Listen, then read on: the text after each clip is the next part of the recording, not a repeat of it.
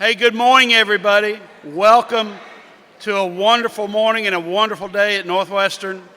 Our homecoming celebration, the N-Club Hall of Fame, honoring some of the greatest student athletes, coaches, and supporters in our school's history. And I'm honored to be here. My name's Doug Ireland. I saw a lot of these folks play, compete, and I've eaten a hell of a lot of Lane Miller's food. Let's just say that right now. Lane has cooked for all of us and is not cooking for us today. Thank you, Anatole Vincent. We have a lengthy program from a standpoint of 13 people to honor, but we're going to speed through this. We have a wonderful format that will keep it fast and moving. I would suggest one thing. If you've got one of these things in here, here's a cell phone. Please be sure that it's on silent, buzz, whatever. You will want to pull it out and take pictures, but keep it on silent, please. Well, let's get the party started with the number one man at Northwestern. He himself is a former student athlete, an N-Club member in his undergraduate days at Northwestern. Came to Northwestern, played tennis, graduated Northwestern with honors, went on to law school, ultimately became a judge, reached the Louisiana Supreme Court bench, and out of a sense of duty, last summer decided, I want to come back and help my alma mater. And thank God he did. He's doing a great job in his second year as our university president, James Jimmy Genovese from Opelousas, Louisiana.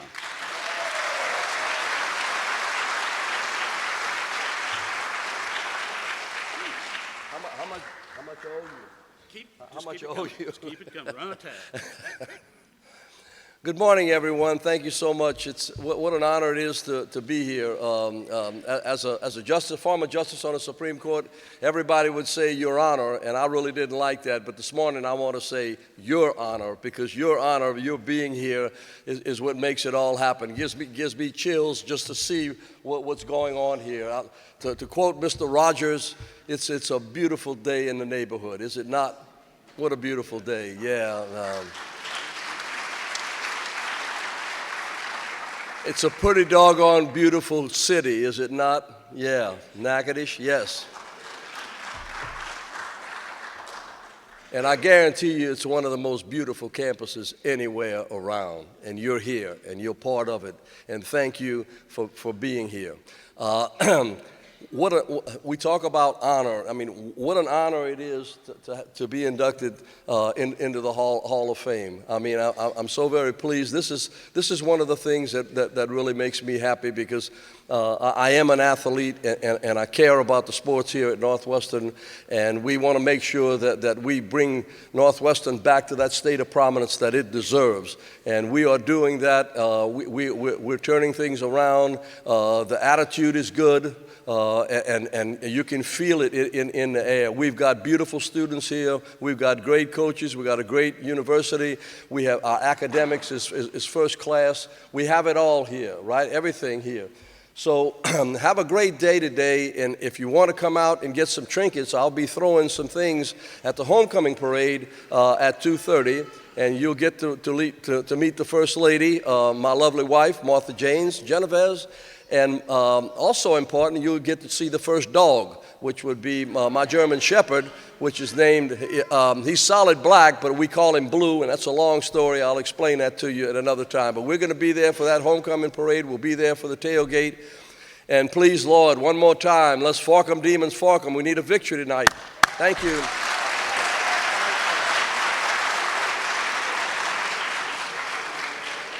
Y'all, President Genovese understated it. Blue is actually a Shetland pony with some thoroughbred in the biggest dog ever. It's incredible.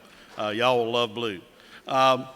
Briefly, let's talk about how we're all here today. One, each of you, whether you were wearing the purple, white, and orange, or whether you were supporting, each of you has had a role in these 13 people being honored today. So thank you for what you've done to help them along.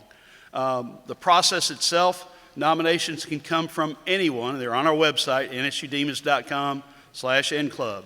You can nominate at any time. We had a 17-page ballot And I can tell you, anybody who saw that ballot, and it is posted on the website, it's amazing to see the accomplishments of student athletes and coaches through the years who have done remarkable things for our university. And for the first time, and I think for the first time, any Louisiana school and any school really that I've seen, this was a public vote. This was not the committee that we've had in years past looking at a small vote of lettermen, but any person who competed for Northwestern could vote. And you did, and it was a very big turnout of voters, a lot of tough decisions to be made, but these 13 emerged as the selections, and it's truly an elite group. So let's get to them now. Kevin Bastian, our Director of Athletics, is here. Kevin has come in and steered our program to stability, to championship level competition in each season, and has been the best import from North Carolina since coleslaw. Kevin, where are you? Come on.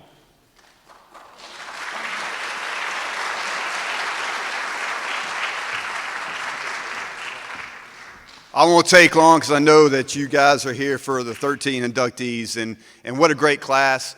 What an honor it is to have you all come in and be a part of the In-Club Hall of Fame with your inductions. It's what you've done for this institution. You know, you've been a great part of the fabric of this institution, and as like President Genovese said, you know, we're deeply appreciative of what you've done and want to carry on that legacy the best we can and moving forward. We've had a lot of projects that we've gotten done over the last couple of years, and we're not stopping now. And we're getting this program to where we're going to be winning some championships, a lot of championships over the next couple of years, and look forward to y'all being a part of that. Congratulations to you all, and I hope you enjoy the weekend.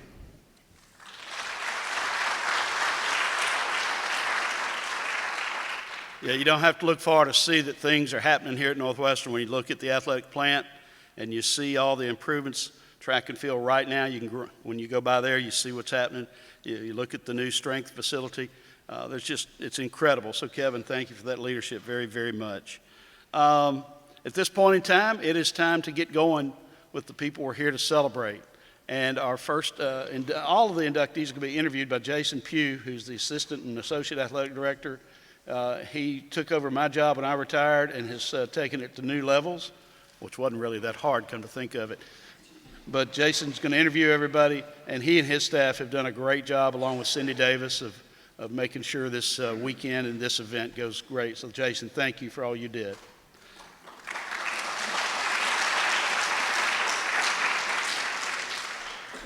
What we'll see is a video tribute, and then Jason will interview everybody, and our first inductee is H. Lane Miller from Montgomery, Louisiana.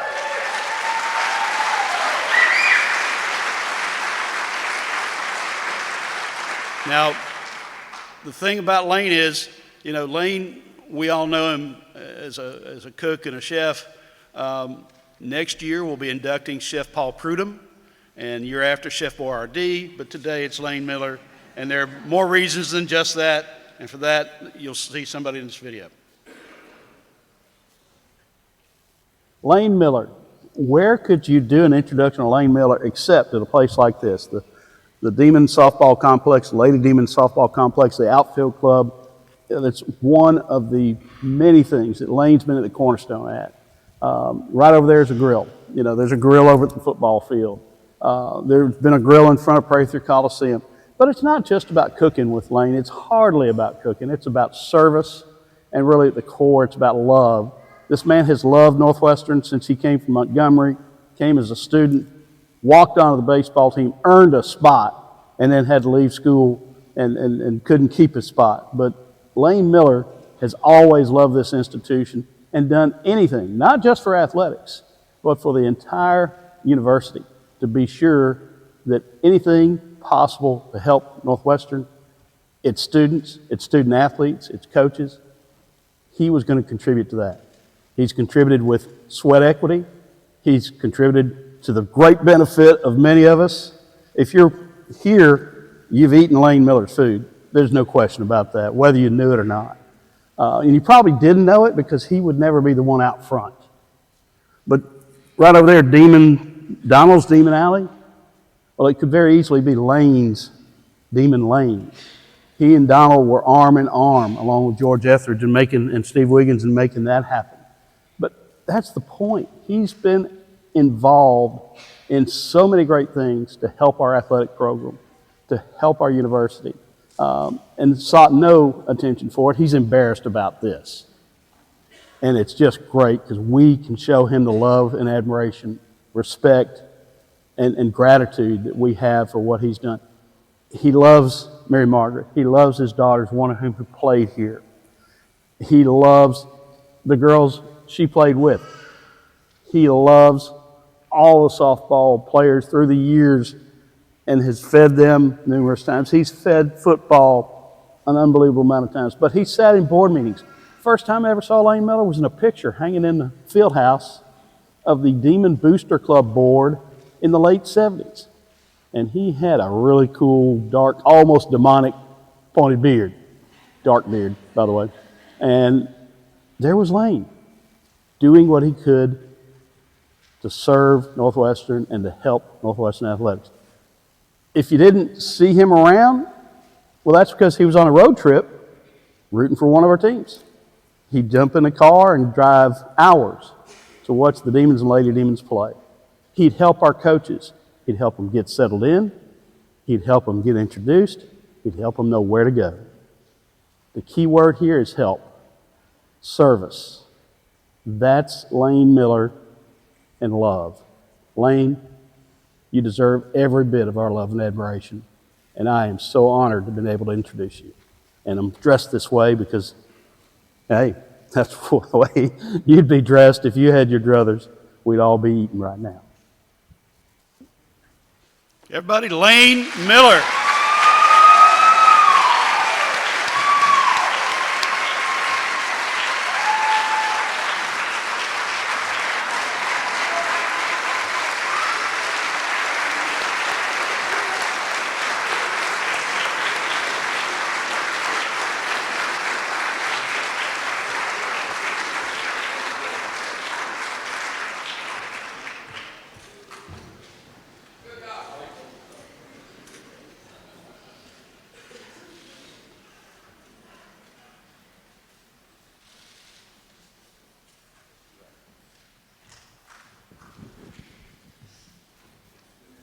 You are supposed to sit there.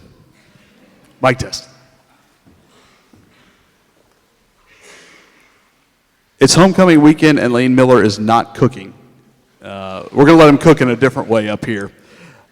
May cook him a little bit ourselves. I guess I'll start with the easiest thing. Where did the passion for this university come from, and that's carried you through to be such a vital part of the support system around here? 1958, 59, I attended my first basketball game here at our old men's gym, and I fell in love with the university, what it represents, what it means to this city.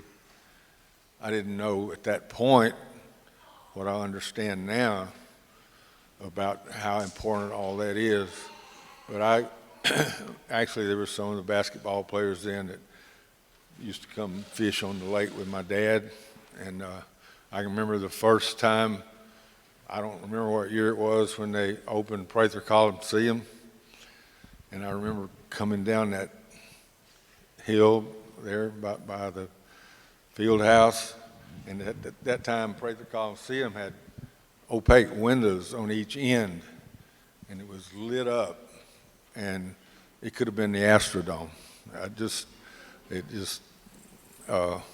I've always, I was raised to help people when I could, and I just love Northwestern. I always have. Well, you've helped a lot of us gain weight, stay a little healthy through the years, and we can't thank you enough. You know, certainly the doctors in Natchitoches probably have too.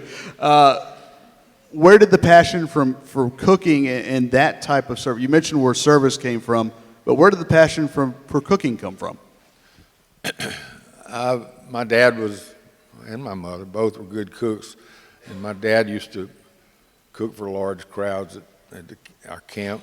And I guess that's where I picked it up from. But the first time I cooked for Northwestern Athletics was for Jim Wells and the baseball team. And it just grew from there. And then I've always loved fast pitch softball.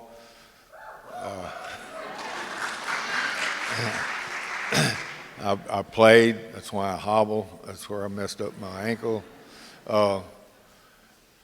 But getting to know all those kids, when Gabe McNutt said, "Have you ever been to Mississippi State baseball game?" I said, "No." She said, "We need an outfield club like that." So we got started. And maybe not that size, but we had it going on pretty well. But I've always, when I came to understand how hard these coaches and these athletes work, I just wanted to do my part to help. You mentioned your love for softball. A little bit special, too, I imagine, to have a daughter play here at a place you love so much and that means so much to your family. Yeah, that Doug mentioned that I walked on, made the baseball team, ended up never playing, but my number was 22. And when Lauren got her first uniform, it was number 22. It's pretty special.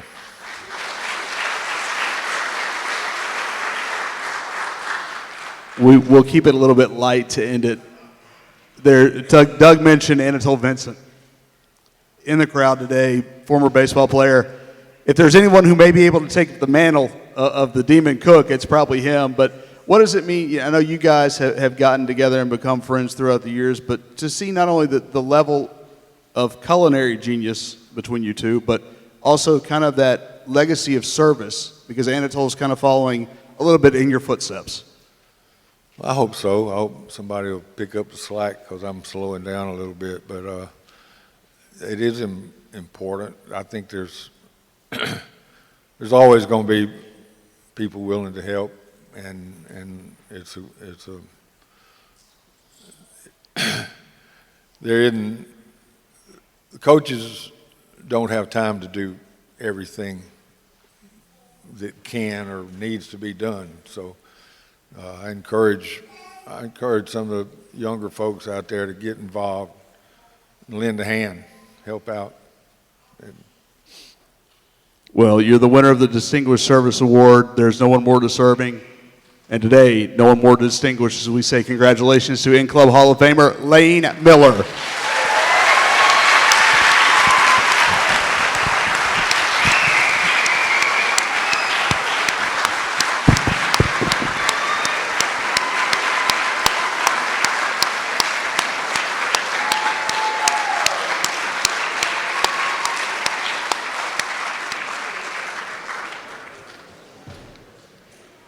Bad news is the other 12 have to follow that. So take a moment before we start with the athlete and coach inductions. We have a few past inductees who are with us. I'm sitting here looking at one right over here. Well, all the past Hall of Fame members who have been inducted, please stand up and be recognized. Coach Goodwin, if you'll stand up and show the example for everybody else. If you're a Hall of Fame member from previous years, please stand up. Let's hear it.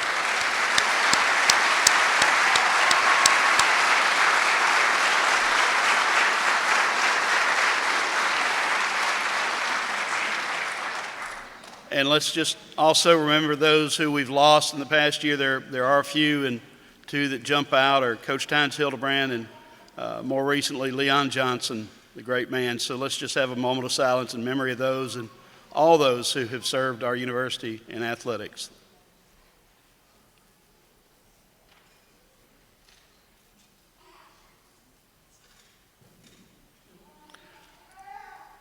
Thank you. That'll be the last moment of silence we'll have today because we got Gabe McNutt coming up.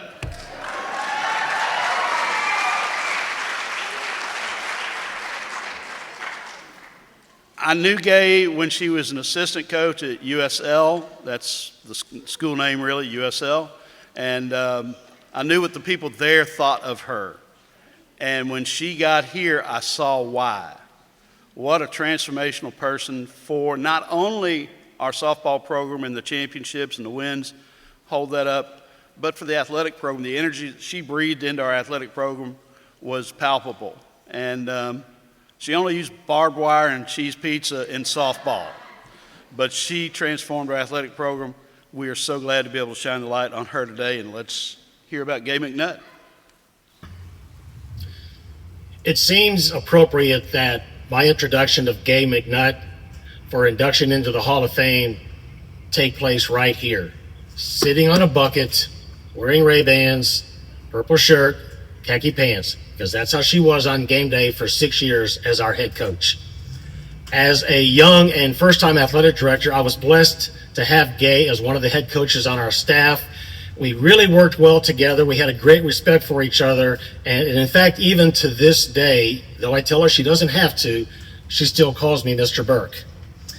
Gay inherited a program that needed to be rebuilt, and after a couple of tough years, things started to swing in 1997. That team with one senior won 6 of 8 Southland Conference series, and they were 2 outs away from playing for the conference tournament championship. What followed in the next 3 years, 98, 99, and 2000, was an overall record of 112 and 63, 64 and 14 in Southland Conference play, back to back to back regular season titles, and 2 Southland Conference tournament championships, which led to NCAA tournament berths. Now, Becca Allen, herself an N-Club Hall of Famer, has the best before and after perspective because she'd been on the team for 2 years before Gay arrived, and then she played for Gay for 2 years. And we talked about the transformation of the program, and she said, obviously, aside from recruiting good players, that Gay knew just when to push their buttons and challenge them, and just when to lift them up. She also added that Gay, and I quote, had the ability to go from being a drill sergeant to a stand-up comedian in about 2 seconds flat.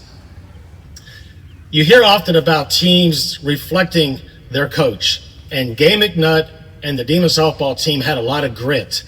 Remember that phrase? Everybody knows that phrase, don't mess with Texas?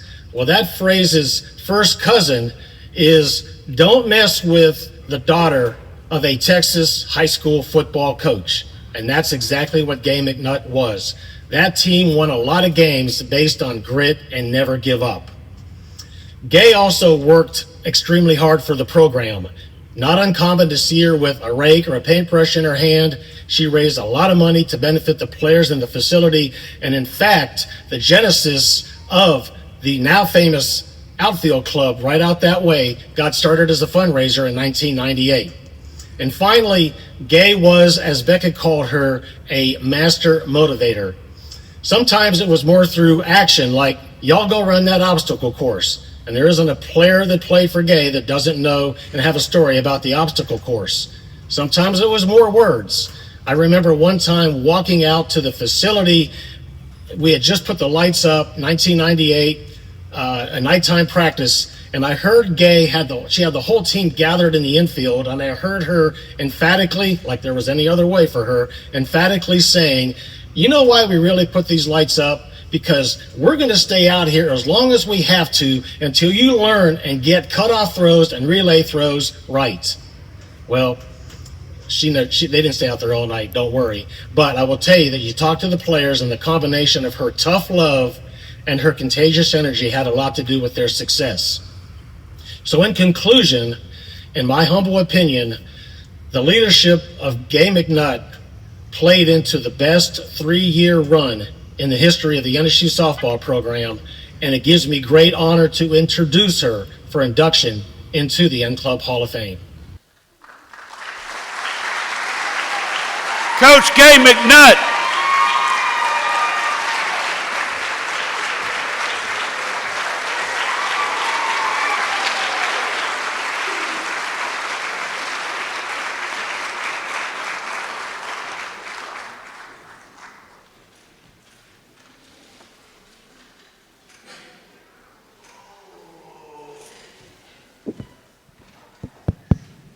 Y'all better look out. You're good. You're on, Coach. Okay. I want to thank Ryan Wright and Davey Antilli for helping us with the technical services, so make sure you get them taken care of and thanked. I'm going to be careful. When Greg Burke says don't mess with somebody, I'm not going to mess with somebody. But, all right, we'll start off. How was his Gay McNutt impression? How was what? How would you rate Greg's Gay McNutt impression? Mr. Burke, you did a fine job. Daughter of a Texas football coach, was coaching always something you felt was in your blood? Absolutely. I grew up on the sideline Friday nights, heard a lot of words I probably shouldn't have heard. My mother didn't appreciate. But that's kind of where it all started. I knew I wanted to coach all along. So you come here, and Doug mentioned coming from the program down there in Lafayette. Coming here, you inherited a team that had, I believe, 17 wins, and we heard the numbers, the video game numbers that your team was able to accomplish, especially those last 3 years. When you look back at it as a whole in the 6-year time you were here, what is that feeling going from where you were to where you left this program? Oh, wow. It started, I got here in January, so I kind of got a late start. But Amy Hall's here today, Devin, McNair, they were part of that first team. And I can remember getting here and walking out to the field and go, oh, Lord, what have I done? Where did you lead me? And thank God Amy and Devin were here. And Devin wasn't here originally. I was on my way home one night after practice, and I stopped at the Magnolia Grill for, I don't know if you guys remember that place, you guys are from here. But I was sitting in the restaurant by myself having a meal, and this tall gentleman came out and said, aren't you the new head softball coach at Northwestern? I said, yes, I am. He said, well, you have got to meet our bartender. I guess it looked like I needed a drink. But here comes this 6-foot blonde young lady, and it was Devin. She was the bartender. Well, she had another year of eligibility, and I needed a pitcher. I didn't care what she was a bartender, didn't matter at the time. We needed a pitcher, and I convinced Devin to come back for another year.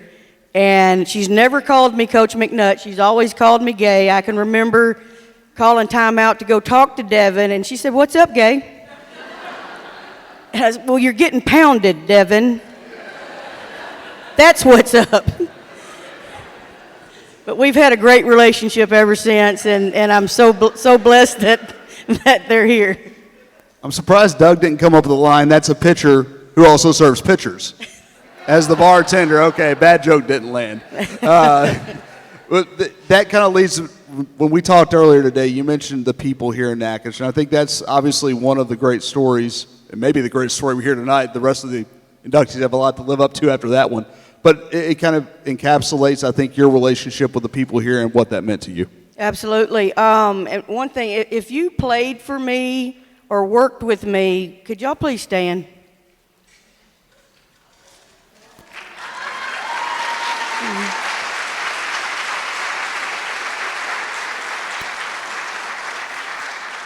That's why I'm sitting up here. It's not anything special that I did. It's those people right there. I appreciate y'all being here. And I noted this person last night, but I want to do it again because without Cindy Willie, Prouty now, that would have never happened. This would have never happened. We did it together. My first year I was by myself. Well, I had the volleyball coach. She was my assistant. And she didn't know anything about softball. Just for sheer entertainment, I got kicked out at McNeese just so she could be the head coach in that game. Just so I could sit back and watch her coach the softball team. It was awesome. But then Cindy came on the next year, and we struggled through the next couple years, but then we started recruiting and bringing in quality athletes that are sitting right over there. And I had one of the best managers ever too, Brad. But that just says a lot. And Cindy, I'll always be grateful. You guys that played for us, always be grateful. Well, you've kept us in stitches. You've told great stories. You put up remarkable numbers. So it's only fitting that we say congratulations to maybe the best recruiter that ever walked into the Magnolia Grill, Coach Gay McNutt, your next in-club Hall Thank of you. Famer. Fork 'em.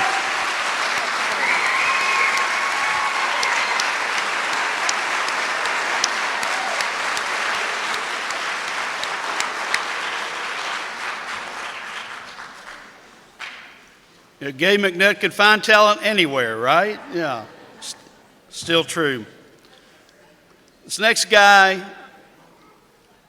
I was not here when he pitched here, but I had a lot of friends who were. And what I heard about him was he was a great two-sport athlete in high school. At Huntsville High School, he packed out Sam Houston Stadium, which never happened when Sam Houston played. But when the Huntsville Hornets were playing on Friday night and David Reynolds was a high-end football recruit, there wasn't a seat to be found. And he came to Northwestern to play baseball. And the record stands for itself, and what he did after Northwestern as a baseball player stands for itself. But I met him as a young man after his baseball career, and just the persona that he exuded, the charisma, the warmth. You'll see it here in a moment. Batting third in our lineup today, David Reynolds. This is Russell Reynolds introducing David Reynolds for the Northwestern State Hall of Fame. David, we want to tell you how proud we are of you. Coming from the Reynolds family, the Goslings, the Bakers, and the Nims, we're all just so proud of you. Also wanted to tell you, I'm sure if we went back and told all the kids we coach they get inducted to the Hall of Fame, they'd know that was a no-doubter, but I wanted to tell you how proud they are of you too. Trying to do this video, I've tried to get this introduction under 5-6 minutes quite a few times. We're going to try to narrow it down to 2 minutes. I was thinking about what could I talk about that makes David Reynolds tick. And I think the main thing that anybody would say is just the competitiveness and the will to win. Speaking of competitiveness and the kids we've coached, David's so competitive last summer, we're coaching our 16U team, he decided he was going to do the ejection train and went 3 for 3. Our first 3 games, he got ejected, which was a great feat. Competitiveness and will to win was instilled in me and Sarah Kate, my sister, very early. Both of us grew up playing church league basketball, and our careers ended shortly. David coached Sarah Kate's team, and they went out there and gave up about a 20 spot the first game, probably scored about 10 points. For the remainder of the season, I think the most points they allowed was 4 or 6 points. So you're talking about miserable basketball. So Sarah Kate's career was over. Mine was followed there up shortly. Was taught to be competitive, taught to win at all costs. Upward basketball practice, got in a fist fight, and my dad was the coach. David was the coach, and actually got kicked off the team. So the competitiveness was always there, but it didn't always work out. It also got me a few records, though. It got me to lead the LHSAA year by year in personal fouls in football. When it comes to winning, right? Holding, tackling when you're on offense, I guess is part of it. I wanted to highlight the fact that David is a winner. You're never going to hear him complain about things that didn't happen, right? So a couple examples. David was a quarterback for the state championship team in 1981 in Huntsville, Texas. Had a pretty rough first half in the semis. I think a few of them, he Brett Favre'd a few of them got taken away. And David came back, and you can hear it in the 8-track tape. And yeah, we listened to the 8-track tapes. The arm of Texas is back. Throws a touchdown with 40 seconds left to take him to the state championship. Another thing I wanted to highlight is David's baseball career. 607 innings of professional baseball. Last 6 years of his career he pitched, but was drafted out of Northwestern State as a shortstop. Career 3.47 ERA. And I'm only saying that because I showed it to one of my friends who's a big leaguer, and I said, dude, does this guy, just based on stats, make it to the big leagues? And dude goes, it's no-brainer. He's in the big leagues. 600 pro innings, 3.5 ERA. And I've never heard David one time say, man, I should have. Man, I deserve this. Man, I deserve that. He knows if you get there, you get there. Or whatever it takes to win is whatever it takes to win. I wanted to say I'm proud to be the son of David Reynolds. I know we're all so proud of you, man. We love you. Congratulations. Ladies and gentlemen, in-club Hall of Famer, David Reynolds.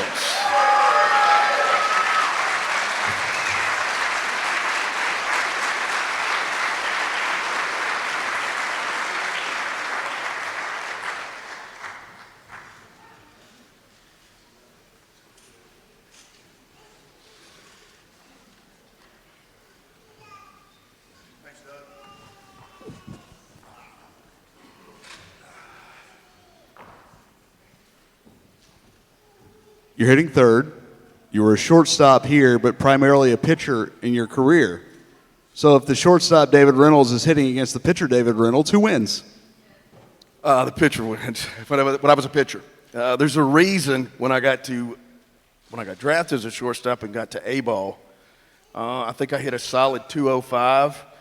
The next year when I came back, I knew I had gotten a ticket to obviously go to spring training, but when they called the infielders, my name wasn't mentioned. And I hadn't pitched since Little League. I didn't pitch in high school or college. But they turned me into a closer. And I closed the first year and ended up pitching. And but I forced them to make that move because I was not a very good hitter.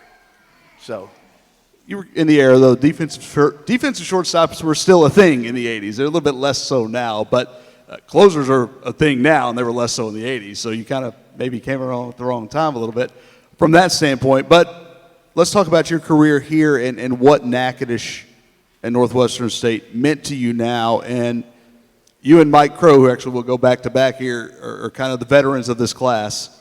You get a little bit longer lens to look back at your time at Northwestern. When you look back through the lens of time, does it change what it meant, or does it kind of bring into focus what it meant? Well, the one thing when I'm from Huntsville, Texas, Huntsville High School.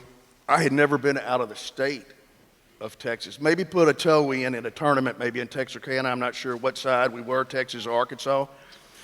So my father wasn't really around growing up. My uncles were kind of big brothers to me. They loved sports. They wore, their Wrangler jeans and cowboy boots.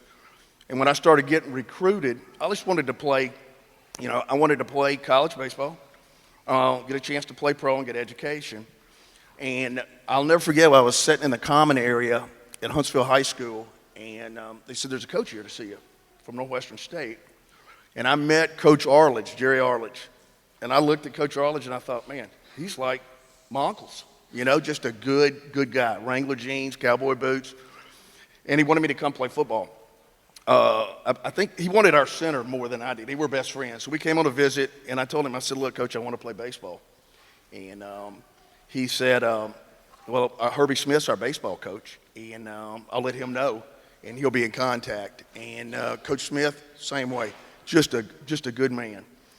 And I look back now, there's a lot of changes in sports, but the one thing, and Russell, my son, played at LSU, and he was a guest speaker at one of the high schools, and one of the things he said, you got to get a coach you can trust.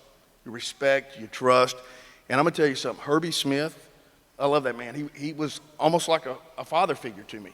And he told me, he came and watched me play, him and Coach McLaughlin. And he said, he told me there was a good chance I'd go to, he'd offer me to go to Northwestern. And I said, well, you need to talk to my agent. And my agent was my grandma. And he said, I've already dealt with her. I said, she's tougher than Scott Boras. I can tell you that. But anyway, he called me a couple days later, and he told me, he said, David, you come here. I'm a football guy because I coach football and baseball. I need a good defensive shortstop. It's a spot I need to fill, and you'll play every day at shortstop, And when I got here, I didn't get one hit in the fall. We played Centenary, LC, and I didn't get one hit. People were looking like, what is going on here? But when that opening day started and we got to Stephen F. Austin, I was batting in the 5-hole. Got 2 hits. First game, 2 hits, second game. My bottom line is Coach Smith was a guy you could trust, and it was fun. The people in Natchitoches, like you talk about good people, Natchitoches is more special to me. I married a girl from Natchitoches. My 2 kids, we would come back here for Christmas, Thanksgiving, other occasions. I'm good friends with a lot of the guys here, Dr. Maggio, a lot of guys from St. Mary's and Natchitoches. But it is sweet to finally get in. I was joking with my kids earlier. I said, look, man, 3 or 4 years ago, I was getting, I'd get flyers, you got 3 free nights at the Golden Nugget. Now I'm getting flyers that say there's assisted living opening in the area, and I'm like, okay, it's getting close. Well, as a shortstop, you gave out a lot of assists on the field as a defensive player, but one of the things we've talked about it, you get a little bit older in life, and your kids are here, they're a little bit older. Not only that, you got your son to introduce you. What kind of emotions did that stir for you? Well, the one big thing too is it is later, but I get a chance for my daughter to be here, Sarah Kate, Landon, her spouse. He drove all night to get here. I appreciate you guys, Russell, his wife Courtney, but my two grandkids. Walker and Reese, and I know Walker. He might remember a little bit. Reese is young, but it's special. My brother, his wife, nieces get to come. Marsh and James, David and Lily. They're just good people. And I appreciate your support, and so it gives it an opportunity. Minor league baseball, especially in the time you played, was always known for long bus rides, tough travel accommodations. Did anything in the Southland Conference kind of prepare you for that? Or I guess you weren't in Southland, then you was the Transamerica, I apologize, but it was ahead of that. But did the travel in college baseball prepare you for the struggles of minor league life? Yeah, I guess so. I mean, we took buses everywhere we went, And when I came here, like I said earlier, I just wanted a chance to play college baseball, get drafted, possibly, and get education. And when I got here, there had only been maybe 3 guys ever drafted from Northwestern. People were like, "Man, you're going to Northwestern?" I said, "I got a chance to play every day." But when I got here, I mean, we had guys like Steve Graff. Steve still lives here. I mean, he was a specimen. He was eye candy for a scout. I could tell he was. And he ended up getting drafted by Montreal. We had Gil Herndon, Jerry Norvell. That was my first year. We got David Groman, who's here. We had some guys that we had good players, and so when I got an opportunity, yep. But to answer your question, yeah. Well, you took that opportunity, you ran with it, whether it was to shortstop or to the mound, and that road led you to become an in-club Hall of Famer. Ladies and gentlemen, David Reynolds.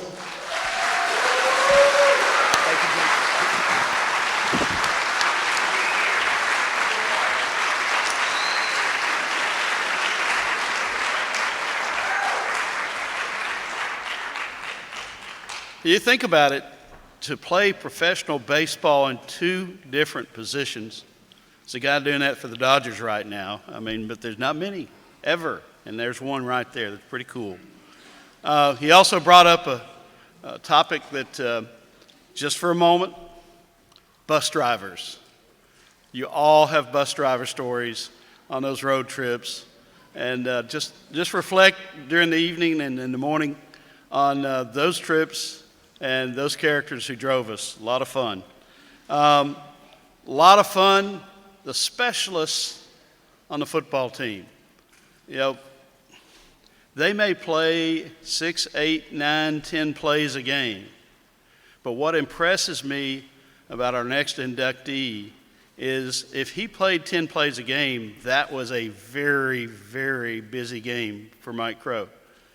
But his teammates and his coaches swore by his importance to the team and his value as a team member and the joy and the competitiveness that he brought to it. So let's hear more about Mike Crow. All right, Michael Paul. I figure we out here in the wilderness. We out here in your neck of the woods. I just wanted to tell you congratulations.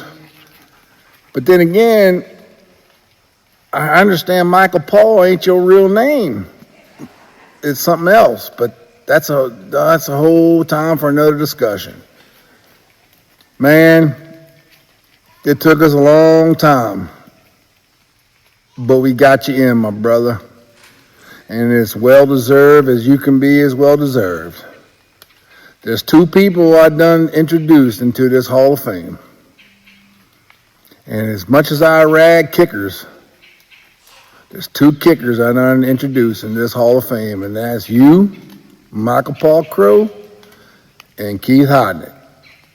And Keith Hodnick's punk ass didn't want to give me a video. I asked him to, because you asked me to do it. But for some reason, I couldn't get him to do me a video for you, but I love you, and it's been about 40 years or so, and we've been together ever since, roommate and brothers, and just happened to be out here in Virginia with Pat Turner in his beautiful estate in the woods, And I just wanted to tell you congratulations. Jonah, you are a compliment to that man because of the two kickers I done introduced, as kickers as they are, and you know how I feel about them damn kickers. Both of them, Michael Crow and Keith Hodnick. Just good folk, good family. So Madison, Tyler, Tanner, your Paul, your daddy is one of the best there ever was.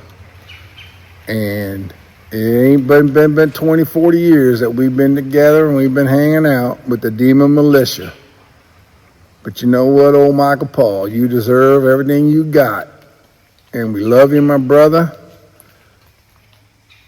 And congratulations. We love you. Take care. Well deserved. And by damn, as Hodney said, about time. Love you.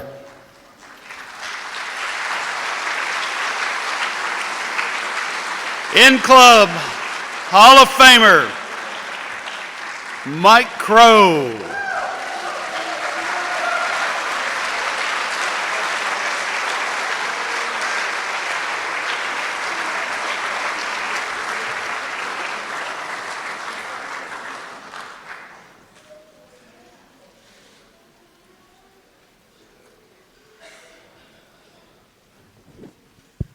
I was so worried about that. You weren't the only one. Yeah, he did. He did. All right, I think we've had a chance to recover from John's introduction video, so now we can focus on Michael Paul Crow. And kind of the same thing, you follow David Reynolds. You guys were kind of here around the same time, and I'm going to just start by asking the same thing I asked him. Through those 40 years, I mean, the lens of time, does it change or bring back any different memories now that you're here? Man, it brought back a lot of memories. You know, David and I used to hang out a little bit together. I'm happy for him, for both of us finally getting in here. But this man right over here, Coach Sam Goodwin, gave me my chance to come to Northwestern. I'm like David, you know, out of high school, I was being recruited out of high school with Coach Goodwin. I just wanted to play college football. That's what I wanted to do. Coach Goodwin got the head job down here. He gave me a scholarship, and the rest is history. I just want to thank him for that opportunity.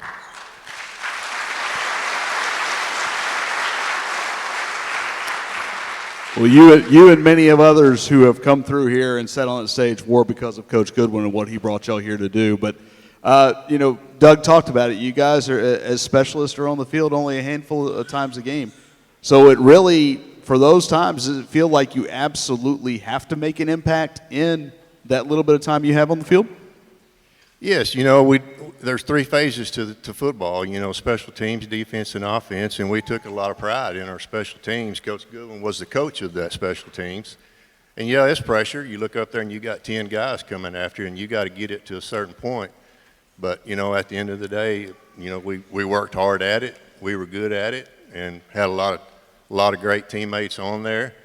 And, as a matter of fact, a lot of my teammates are here today. My brother's here. And that's what it's all about to me, is the team. And kind of the same thing we talked about. I mean, again, the older chapter in life you're in now, I guess, for the not just your kids, but your grandkids get to see this, and they get to see you painted in the light and probably have a few more memories of you being one of the best that's ever done at Northwestern State than if it would have come 5-6 years earlier. Yeah, it was. It's great to have them here with me. They're old enough now where they can be a part of this and understand what's going on, and they're going to stay here tonight for the game. So my son and my daughter's here. My middle son, Tanner, couldn't come. He just blessed me with another little baby boy 3 days ago, so he's in Georgia. So he couldn't be here with us, but anyway, that's great to have them here with us. You were a lefty, correct? Or Pardon? you are a lefty, correct? Yes. Well, you'll be happy to know both of our punters this year are lefties, so you'll maybe feel a little bit at home. Hopefully you don't see them as much tonight. But you touched on it, and we loved Cool's intro was very, very fun to listen to in terms of how I think people feel. There's this always seems to be this divide, the perceived divide between specialists and other teammates, because you're off working, you're off doing something a little bit different than everybody. But it didn't seem like from that you were ever necessarily outside. There was no outside circle. Everyone was together. No, you know, John and I, well, like Coach McNutt, I would like for all my teammates that's here to stand, if you would. You know, you don't get this honor by yourself. And, you know, they drove from all over the parts of the country to be here, and it's special to me to have them here. And, you know, we're a pretty close-knit bunch. I mean, 40 years later, we're still together. We still talk daily. And that's to me, again, it's all about the team, and can't do it by yourself. Well, you took great pride in what you do, and we take great pride in echoing John Kulikowski's sentiment and saying, it's about time to welcome Mike Crow into the In-Club Hall of Fame. Congratulations, Mike Crow.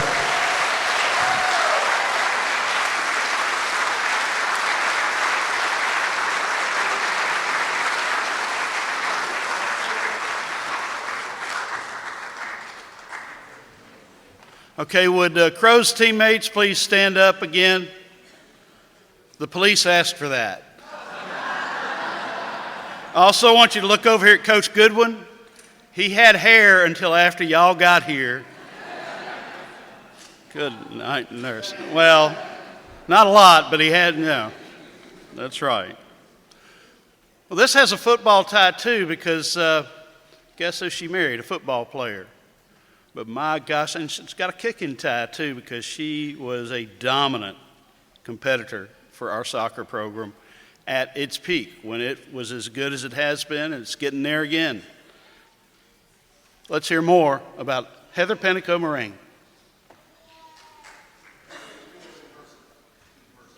Oh, okay, well, we have people to present Heather. And if you're involved in that, come on. Oh, it's Julie. Okay. Thank Good. you. Yes. This is better. All right. Hi, everyone. Congratulations to all the inductees today and to everyone here supporting the 2025 Hall of Fame. I'm truly honored to be here. When Heather called me and she said, I would like you to honor me, to introducing me to the Hall of Fame here for 2025, I immediately texted the girls and I said, ladies, Heather Pennico will be inducted. And without further ado, I asked them, please tell me what are some of the things that you would like me to say. And I got these big, long text messages, and I followed by, I could only do it in 2 minutes, so we got to make it quick. But, I want to say that this message is from all of us. And we have, when I sent that text out, the ladies came out and all of them text, when is it? We want to be a part of it. And I want these ladies to stand up. Go ahead and stand up, our class.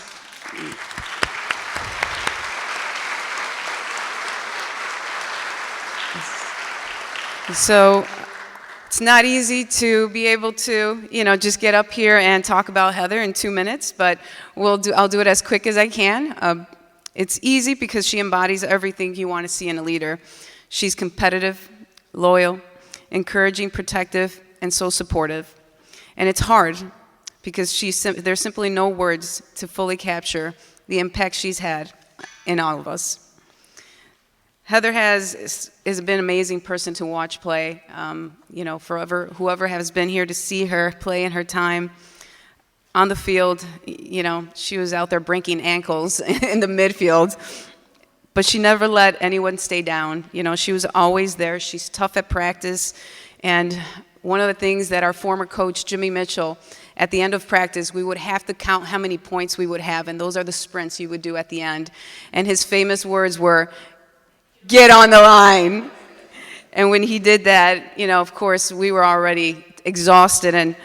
But Heather was always there for us, making sure that she pushed us through, even sometimes shoving some of us down the line, to make it in 18 seconds. But she was really competitive, and it turns out she's always challenges everyone. So she, for some reason, if you all know this game, I didn't, but it's this game called Remy. okay? It's a card game. And this is a leader that she was. We would be on the bus on the away games, and she would start all the way from the back of the bus. She would have a deck of cards. She actually probably has a deck of cards on her right now. Yeah, you do. So there you go. She does. She would start at the end of the bus, and pretty much what she would do is she would compete Remy with this game with everyone. She would go at the end and come all the way to the top. And then she would pull out this little notebook that she would have, and she would tally the score of every opponent, you know, and she just kept things fun for us, and and included everyone around us.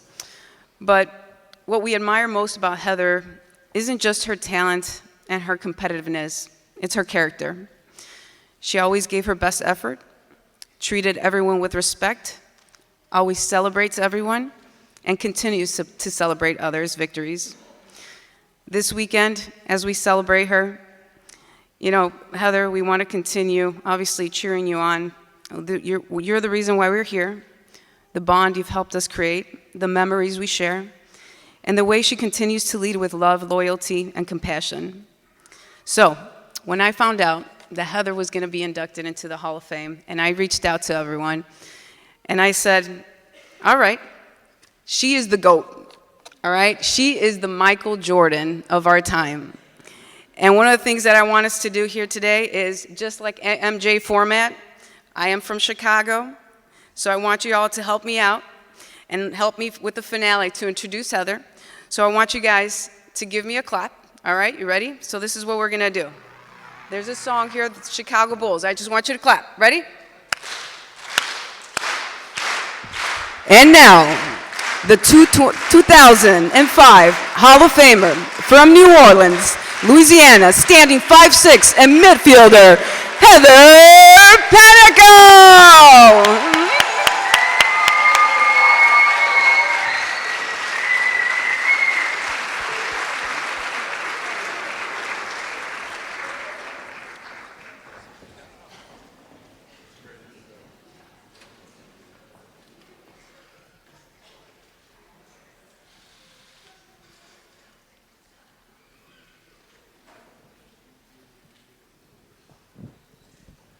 Well, maybe I should have given the mic to Julie last night. I'm going to save my voice for today. Well, congratulations, and it's been a big weekend, starting with Thursday night. I know traffic wasn't kind to you, but hopefully the rest of the weekend has been.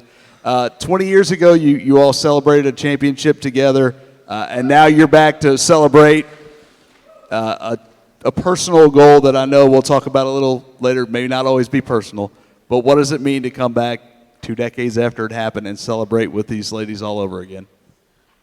It's a real honor.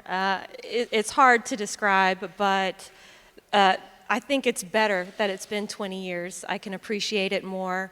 I'm able to reconnect with some teammates that might have lost touch with, and get to see some teammates that, you know, we all have a lot going on. We all live throughout the country, and it's amazing to reconnect with them. I also have my 2 boys here. They're really into soccer, and they are old enough to understand. So we were actually at the Coliseum last night, and they saw my name on the wall, and they were really excited, and they got really, really proud, and just brought me so much joy. It's an amazing feeling, and it's a huge honor, and I never thought I would be up here, because there's just so many deserving people to be here, but it's incredible. When the kids saw it, did that get really real at that point? I think they were just pumped. They wanted to take a lot of photos, and they were just really, I think, proud of me, which was a great joy. Anything from your career here, any certain moment, any certain game, anything stick out as you look back over the past 20, 24 years? There's so many different moments that come up to me. It's hard to pick one moment in particular. Just so many great memories. Obviously, winning 2 championships is memorable, but some of the best memories are just with the girls on the bus, pre-gaming, dance parties in the locker room, getting ready, just having a great time and working hard and just being there for each other. So it's hard to describe one moment in particular. Well, those dance parties were before TikTok and all that stuff. So maybe the NSU soccer team would have been influencers in another life. Championships don't come easy. They're not always smooth sailing from point A to point B. What were some of the biggest challenges you faced during your time here? Without a doubt, the fitness test. Coming in as a freshman, I had no idea what real conditioning was. I thought, oh, I could do this, not a problem. And then I got out there at the track, and I failed pretty bad on my first fitness test as a freshman. Beelined it straight to the back of the bleachers at the end of the last 100 dash, and taught me a really valuable lesson. I was able to obviously get in much, much, much better shape, which made me a much better athlete. But really, conditioning, pushing me was the hardest challenge. We talked, there's so much that goes into making a Hall of Fame career. It's teammates, it's who you play with, who you play for, what you do individually. But when you look at it, what was the biggest, if you could pinpoint a contributing factor to the fact that you're sitting here now with your teammates in attendance being honored this weekend? Without a doubt, my teammates. I wouldn't be here, much less nominated, much less have an opportunity for it without them. A lot of them, I believe, should be up here and deserve to be up here. It's not coincidental that a lot of the awards that I got in '02 when we won that championship, and the awards that I got in '05, we won that championship. That was a team behind me. Without these amazing players right next to me, I wouldn't even be in a position to be recognized. So it has to be my team. I'm one of 11 out there.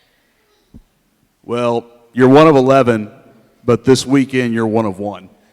Congratulations to In-Club Hall of Famer Heather Pinnacle Moran.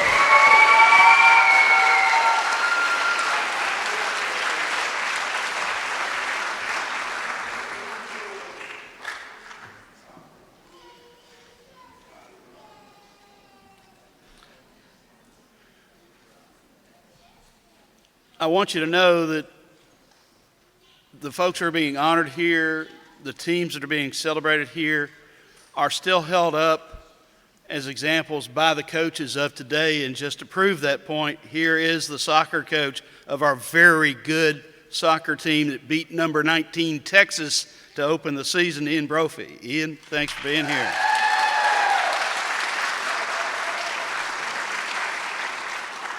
Then you have Mike Heimerman, who just won't leave, and we don't want him to. He just keeps winning championships, and he was part of that success in his own right. Another guy who coached a little bit after he played, but he was a coach on the court, and I love the transition in his career. When he got here, we weren't very good, but he came kind of as a leap of faith. And you talk about toughness, you talk about grit, you talk about the ability to come through in the clutch. I'm talking about Josh Hancock. Let's hear about Josh.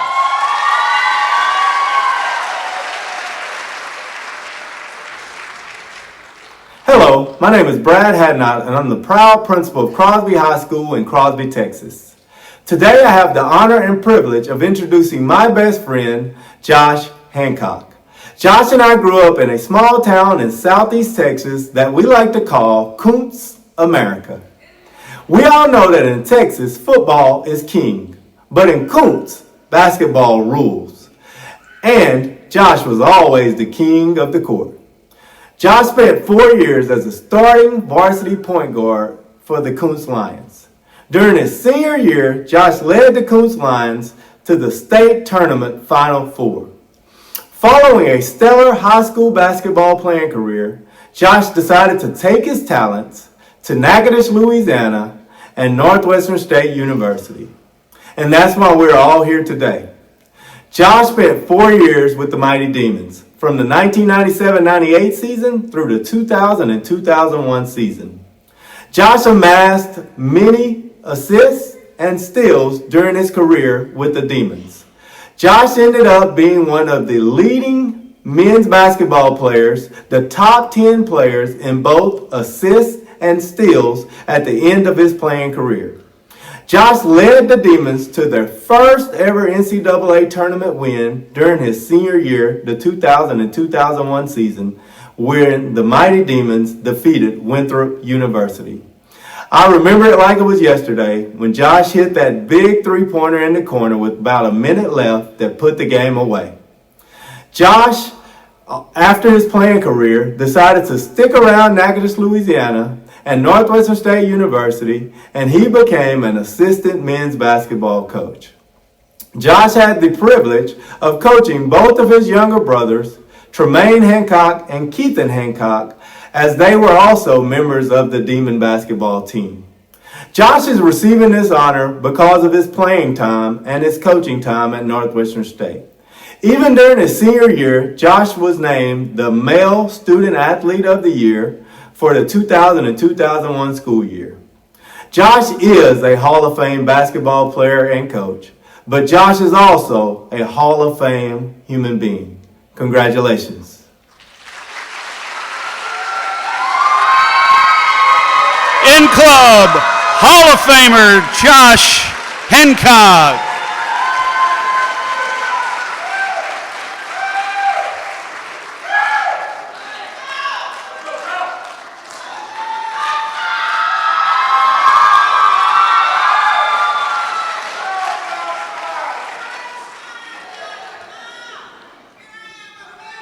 Olive Kuntz is here today.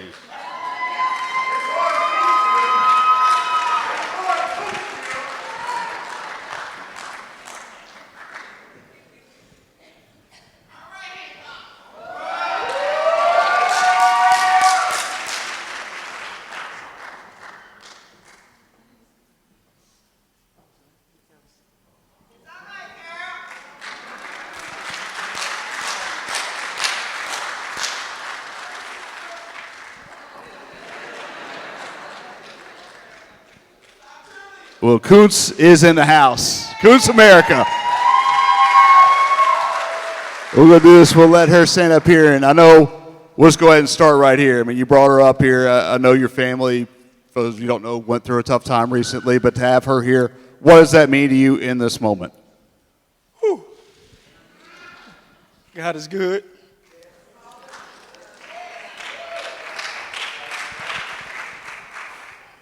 I said I wasn't going to get emotional.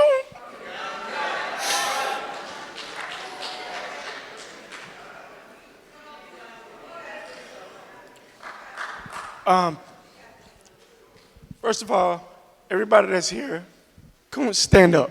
Kuntz, my teammates, Bossier City, everybody that's here for me, thank you, thank you, thank you.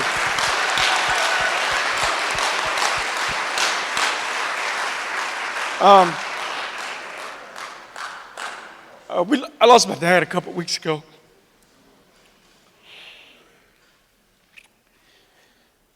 It's an emotional time, but it's a great honor because I know he's over us. He's watching our every move. I brought it up here because of all the support. A lot of people don't understand the support that you have means a lot. My parents always worked hard, always taught us to work hard and never give up. This lady here has been with me from the beginning, and she liked to tell me I get on her nerves, but it's all out of love, you know? The appreciation I have for my parents is undeniable. They know how much I love them and how much I appreciate all the sacrifices they've made. And I think that's an added testimony to how hard and why I worked as hard as I did to get what we got here at Northwestern State University, along with my brothers. And I'm speaking on behalf of them as well. It's not just me here, it's all of you as well, because without my support and my village, there would not be a Josh Hancock. Without my parents, I would never be who I am. So, thank you.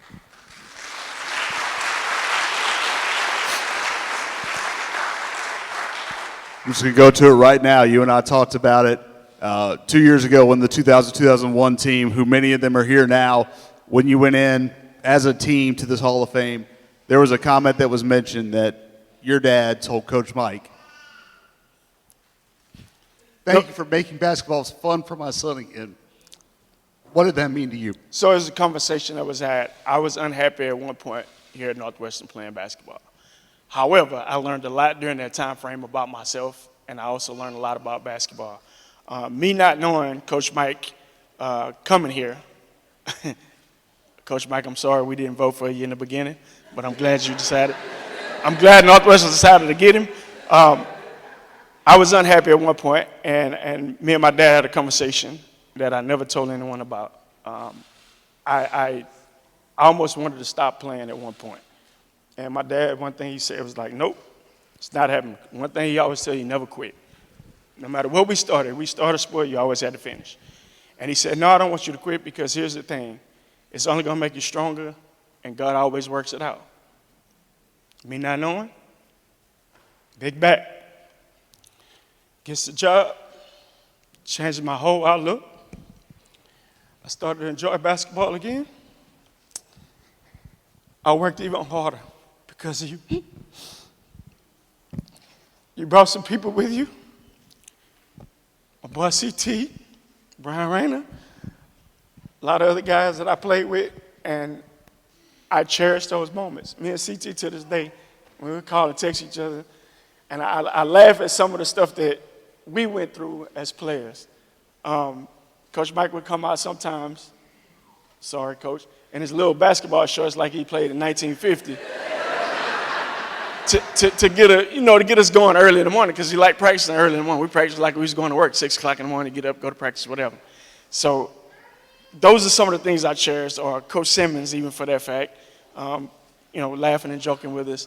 And he came out one morning, we was driving to Dallas, a story I'll never forget. We were driving to Dallas, and we had a charter. I think we were going to Colorado at that time. And Coach Simmons he's nagging everybody, just getting on to us, talking about us, blah, blah, blah. And we get to the airport, Coach Simmons, he's steady going, Hancock. Sorry, kids. He called me Asscock. He never said Hancock. Asscock, what are you doing? Blah, blah, blah, blah. So I'm sitting next to Ryan Duplessis. Ryan Duplessis looking down. He said, hey, Josh, look, Coach Simmons. We looked down. Coach Simmons got on one white Converse and one Reebok. And for the rest of the trip, we gave him the blues about that, and he left us alone. But, yeah. It wasn't just you, and we're going to talk from everybody, athletes that share so much time together do become family. The Hancock family, though, you started a legacy of Hancocks coming to Northwestern State, and you got to leave one with Tremaine and Keith. And how special was that, being able to coach your brothers as part of Coach Mike's staff? I think a lot of it made it easier for my parents because they know Big Brother was watching over them. Plus, it made it easier for them to travel just to one spot instead of 3 separate places. It's been a blessing to have them, to grow with them, to be a part of their journey into college, and me to be able to spread, what I know and what I went through as a player and things of that nature. But not just those 2 guys. I look at Tyrone Mitchell, Jermaine Wallace, all those guys, Byron Ad. I can go through the whole list of players that came after us, after we won, 2001 championship. And I look at them as my little brothers as well. And what a great opportunity for Coach Mike to give me the opportunity to coach them and to help them grow as players, because I went through the system. I knew the system. I can teach Tyrone, okay, this is a cheat method. You can do this, you can do that. Or, look for this, when they're doing this. And it was a blessing. It's always been a blessing. Northwestern has always been home, and it'll always be home to us. I got to meet my lovely wife, and my family got to come to one spot to cheer us on. And what greater place to be than Natchitoches, Louisiana?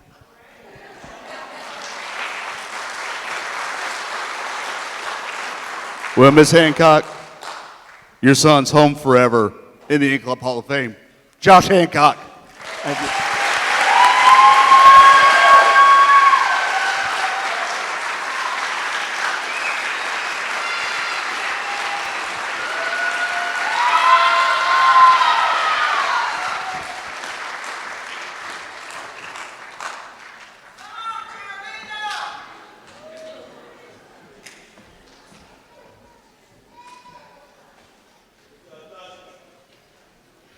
Now, big lump in the throat. And when you realize when we had to have the shot at the end of the Winthrop game, you got Michael Byers-Dawson, you got Chris Lynch, you got Chris Thompson, if you could shoot a three. But everybody who watched that team knew when the ball got in Josh's hands in the corner, that's who you wanted taking that shot, and it went down. Thanks you, Josh. Now, I had a lump in the throat when Ms. Hancock walked up, because there was a time in Josh's senior year when I made a remark about his skinny legs. Thank you, God, I needed that, Josh, because next time I saw her, man, she lit into me. And she's still looking at me kind of like, don't bring that up again. Oh, Lordy. Now we go to Simpson, Louisiana. If you haven't been there, you got to want to get there.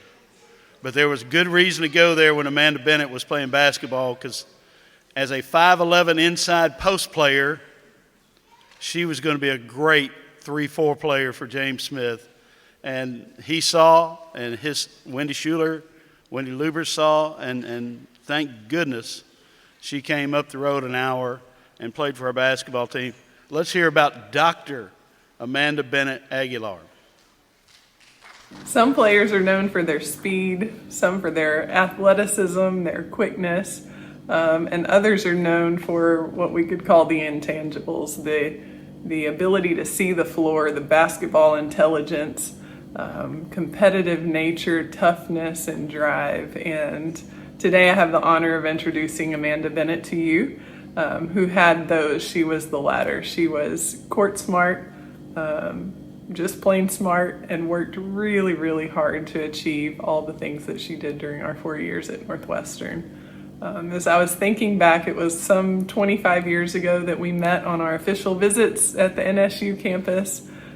She, a small town girl from the village of Simpson, having led her team to several state championships, had gained the attention of Coach Smith and Coach Schuler and Locke at the time, who began to recruit her to come to NSU. And some 24 years ago, in God's sovereignty, he put us next door to each other in rooms in Dodd Hall, next to two girls from Simpson, Louisiana. And it began a friendship, and a friendship among our team that has lasted throughout the years. Amanda was just a good player. She could shoot the ball like nobody's business. Her three-point range was pretty incredible, and she just had the ability to get where the ball was going to be. I can remember blocking people out, being down in the post, and here comes Amanda. You know, the rebound that was coming down, she had snagged it. And it allowed her to do great things. She scored more than 1,000 points, grabbed more than 500 rebounds in her career. She worked hard. As Kristen Davis reminded me, she was tough as nails, and her nails were also tough, and we experienced that some in practice.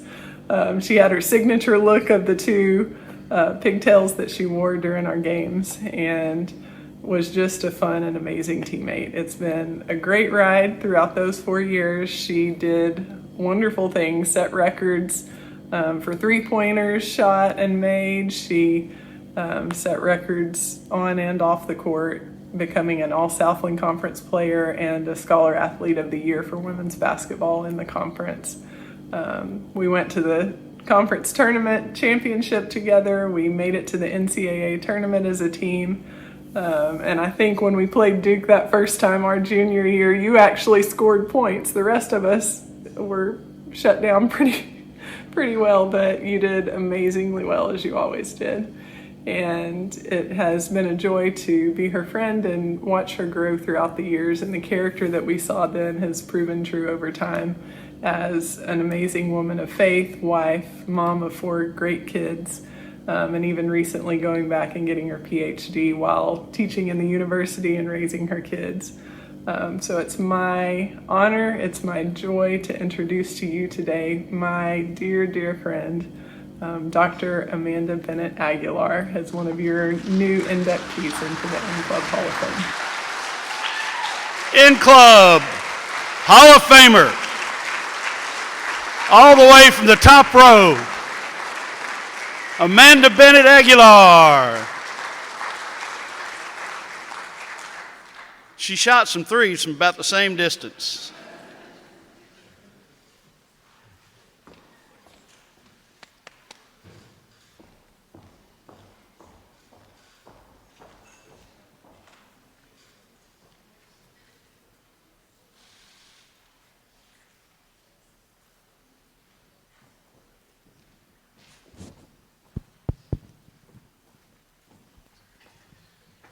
Congratulations, Doctor. Thank you.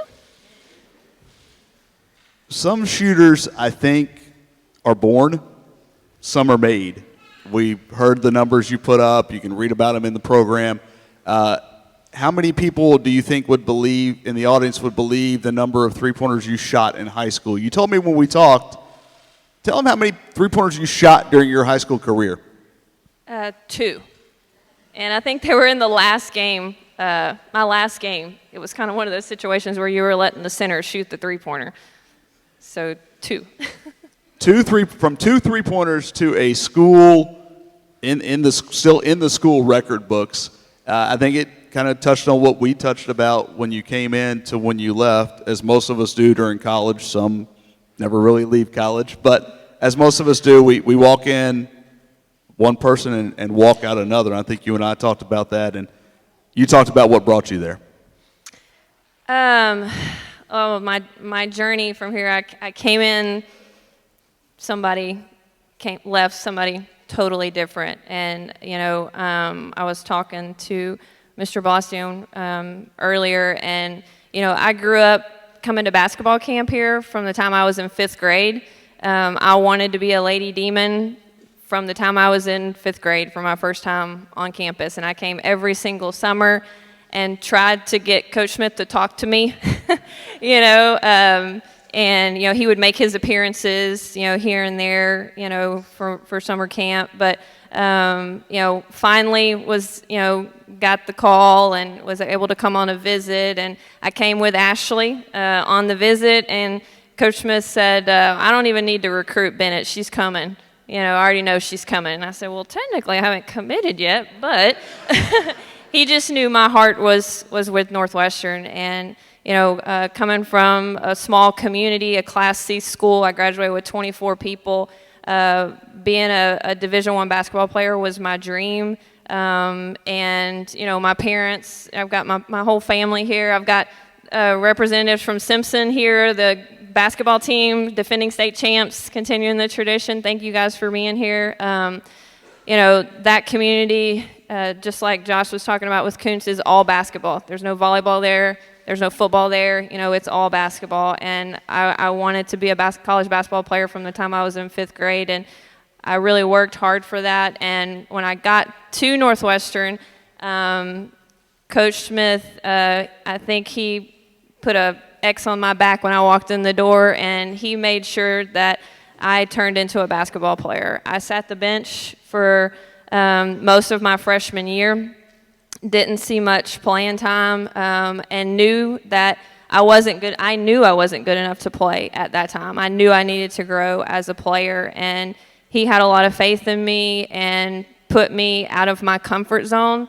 Like Ashley said, I was not very fast, not very quick, and I played a 3-4, which, if you know anything about basketball, 3 is typically the most athletic player on the court, and I am definitely not the most athletic player on the court. But Coach Smith really challenged me while I was here, and I took it as a challenge because he would tell me I was lackadaisical. I don't know if you remember this, Coach Smith, but he was constantly telling me I was lackadaisical, and I did not like it when people told me I wasn't good at something. And so I told Kristen, one of my teammates, and I told Ashley, I said, I'm going to leave this place with him thinking something totally different of me. That was just a challenge that was really important to me at the time. And so I left changed. I don't think I would have been somebody to go back and get my doctorate, as the person I came into college with. So thank you, Coach Smith, for challenging me. And I know you think you were too hard on us, but it's really what we need when we get here, so that we can grow into who we're meant to be. Thank you. Well, it also seemed when we talked that maybe some of Coach Smith's coaching, when you get coached hard, you turn to each other, and you've talked about how closely knit your team was and why you thought, in addition to obviously what Coach Smith did, his record speaks for itself, but that togetherness, that connectivity that you guys had was a big reason you had the success you did. I agree. My junior year, we won the conference championship, got a chance to go play Duke a second time at Cameron Indoor Stadium, which a lot of people were upset about that we had to play them twice. I was just excited to go to Cameron Indoor Stadium and play there. And obviously for a basketball player, that's kind of a bucket list item. But I would say that team was totally different from the other 3 teams that I played with. We truly were one team, and Coach Smith always told us, that, everything is about the team. You're here for your teammates. You're here for your girls. You're doing everything for them, and everybody has kind of repeated the same thing. We do it because we love each other, and we don't want to let our teammates down. One story you shared with me I thought was really funny. We've got Coons, Texas. We're going to hear from Golden Meadow, Louisiana a little later. We've got Simpson, Louisiana. We've got Montgomery, Louisiana. We've got all these smaller towns. But even in Huntsville, Alabama, you can't get away from being Amanda Bennett, Simpson basketball star.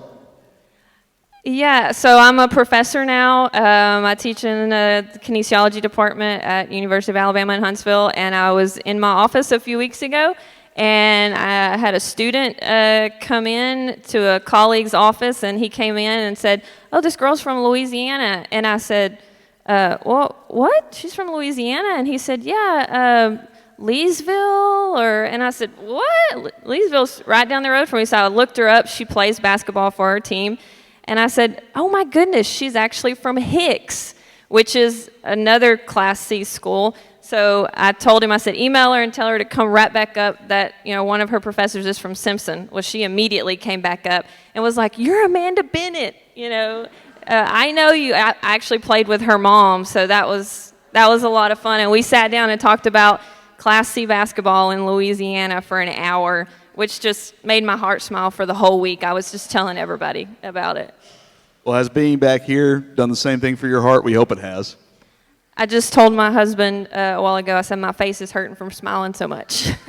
We don't make it back to Natchitoches very often, but, seeing everyone, Josh and Tyrone and Jermaine and John and, Coach Smith and all the people that, I played with, and Amanda Peters. Amanda Peters was in the room when I delivered my 4th child, you guys. I had just delivered my 4th child, and she came over, and she was the nurse for the baby, and she came over, she goes, "Amanda Bennett?" I said, "Amanda Peters?" Like, we just looked, it was such a strange moment, but anytime I get to connect with people from Northwestern from this time here, it always makes my heart smile because, everybody was so good to me here.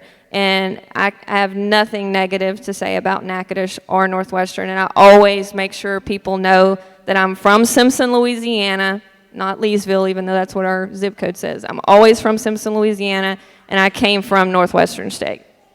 We are happy to have you back. You're a doctor now, but you aced the three-point line here. And Club Hall of Famer, Dr. Amanda Bennett Aguilar.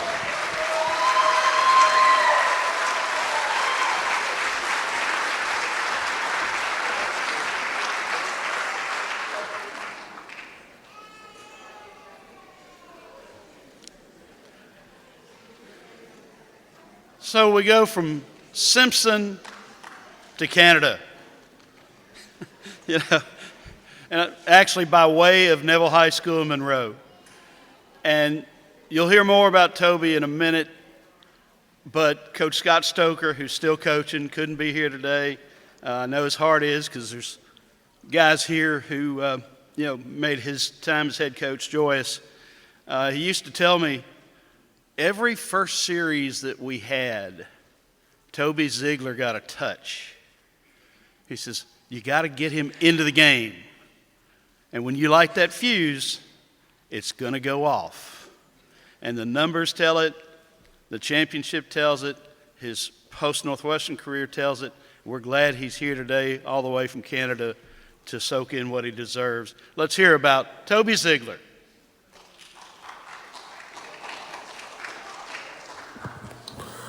Good morning, Demons. Roy Locks here, coming to you this morning to introduce a guy that's well deserving of this induction, an ex-teammate of mine who made a name for herself, was able to get in the football game, get the football, and change the climate completely in the kicking game and on offense.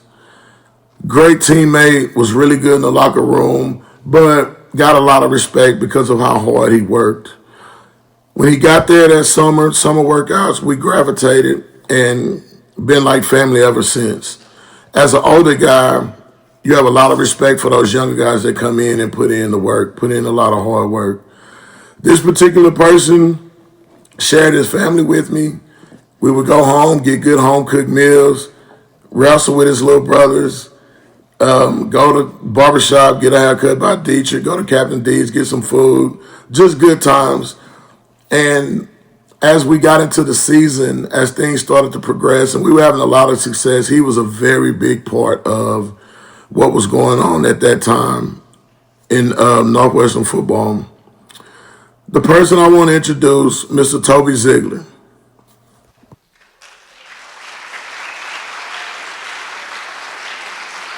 Hall of Famer, in-club Hall of Famer, Toby Ziegler.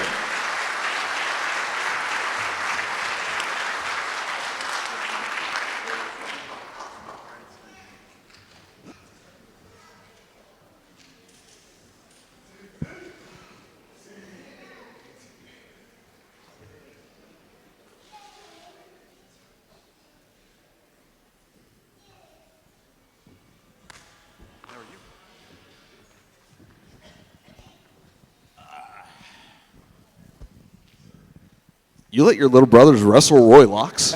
I mean, it was either them or me. Business decision was made. Wise business. All jokes aside, you talked about getting touches. Where did you feel, as a guy that was both electric offensively and on special teams, where do you think you made your biggest impact?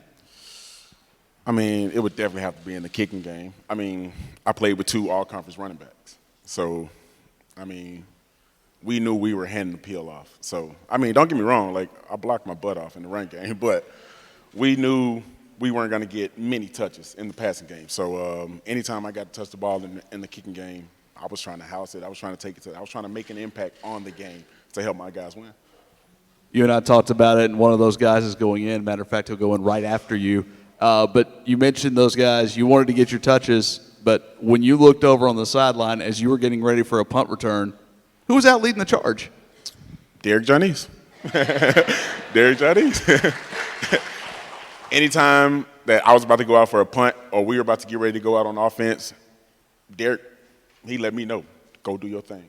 Go do your thing. He was like, take it to the house. We don't want to come out there. Or go get us good field position, something. But those guys knew that once I got the ball that I was trying to do something special. And they knew something special was probably going to happen. So they were my biggest fans. They were my biggest cheerleaders. And, yeah. May have to ask him if he was happier if you scored or went out at the 1. Maybe he could get a short little touchdown run there. But you came from a great program at Neville High School in Monroe where you weren't a wide receiver. Yep. So, I mean, your roots in football didn't come having someone throw you the ball. So what was that transition like when you came to college and you ended up changing positions, I believe, later in high school, as we talked about? But that transition, what did that teach you, not only about the game, but transitioning from high school to college?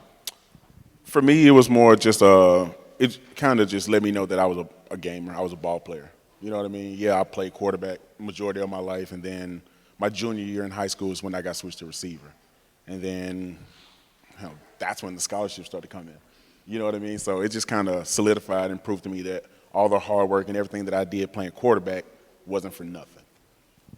You had a lot of success with the I formation, with Derek, with Shelton Sampson back there. You and I talked, 20 years of football looks a lot different. Oh, yeah. Is there a part of you that wishes maybe you'd have been a receiver in the spread era, or the throw it around era, the air raid era? Definitely, man. NIL's around. Forgot those 3 letters too, but yeah, no. Just the way the game has changed, the way everyone's spreading the ball around, throwing it around, and stuff like that. It probably would have been a little bit different, but I mean, I probably still would have been here in front of you guys too, so I wouldn't change it for anything. You were able to talk to some of the basketball guys walking up here, and I mean, when you look at it, and Doug has said it time and again, and when we meet to make these selections for the In-Club Hall of Fame, he talks about the golden era of Northwestern athletics. And the 04-05 year, your football team, that basketball team, the baseball team did something that has not happened in the Southland Conference before or since, regular season champions in all three sports. Was there a challenge, and not just a standard from Coach Stoker, not just a standard that Coach Goodwin set, but was there a standard felt throughout this athletic department from team to team at that point? It was. It wasn't talked about with us, but it was. We respected each other, right? So it was one of those things where, like, every football game, you look, those guys were right, not in the stands. They were right by the weight room watching us ball, right? Basketball games, we were saying. You know, baseball, we went over there. You know what I mean? So it was more so one of those things. It was a respect thing. We wanted to kind of carry it on for each other and for the university as well. You ended up in Canada, and you've been there since. It's a little different. It's a little different weather, a little different food. What's that been like, and what's it like carrying the Northwestern state flag in the Great White North? Well, that's part of the reason why I kind of look underdressed today, because I don't get back down here that often. So whenever I do get back down here and get some sun, I wear my shorts. But no, yeah, went up there to continue my career. Got married, stayed up there. I love it up there. Other than the winter, other than the cold, I love it. I mean, it's good to me. But I tell everybody that I went to Northwestern State, not Northwestern, right? Because up there, they only know Northwestern University in Illinois, right? Whenever I tell them I went to Northwestern, I have to put on the state in Natchitoches, Louisiana, just so they know. Well, you helped put respect on Northwestern's name, Northwestern State's name, and we'll be happy to always put respect on yours. In-club Hall of Famer, Toby Ziegler.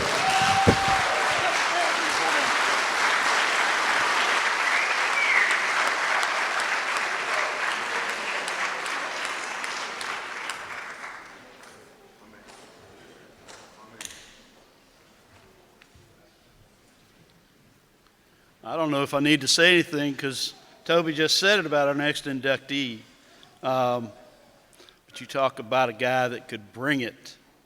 And from the day that, he put those pads on the first time for the Demons, it was a different game for the Demons. And he was not the only one. We kind of, with the Thunder and Lightning, with him and Shelton, what a backfield that was. And so you jam up on the run, how you defend that. It was a pretty special time. And to hear more about Derek Janice, let's hear it. Good morning, In-Club Hall of Fame. My name is Roosevelt Hampton III, and I'm honored to introduce my brother, Derek Janice. Derek has always had a combination of speed and strength that made him an exceptional athlete. I think back to the numerous road trips our late father, Roosevelt Hampton Jr., and the rest of the family made from South Louisiana to Natchitoches to cheer on the Demons. Watching Derek play filled him with much pride and joy. If he was alive today, he would probably be the first one in the stands. I know that he is smiling in heaven and bragging on his son. In closing, Derek, I want to let you know that we are proud of you, and this is a great honor that has been bestowed upon you.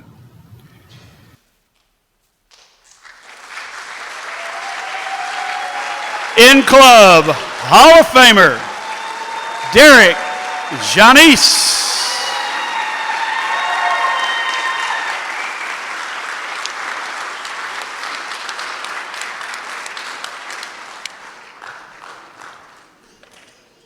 It's the only time I've seen either one of them tackled.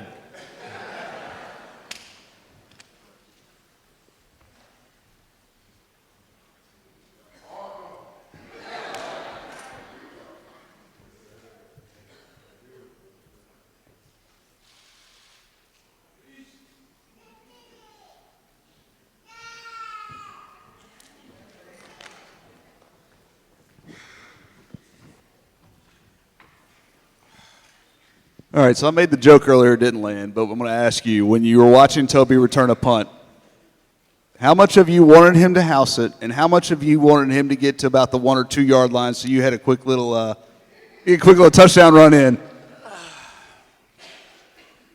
I read him take it to the house, man. That's one thing. This wasn't a selfish team. We did what we done because we was brothers. All of us stuck together. So I wanted all my brothers to shine. I have my day when I step on there. Once you get that ball, you do what you got to do. But without them, man, I wouldn't be right here. So. Well, touching on that, I mean, let's just follow that up. It obviously was a very close-knit team, and what brought that team together? Oh, I was ruthless. I love football, man. So we was leaders. If you ain't come to play, go sit down somewhere. We'll run you off the field ourselves. Our coaches ain't had to do nothing. It was hard.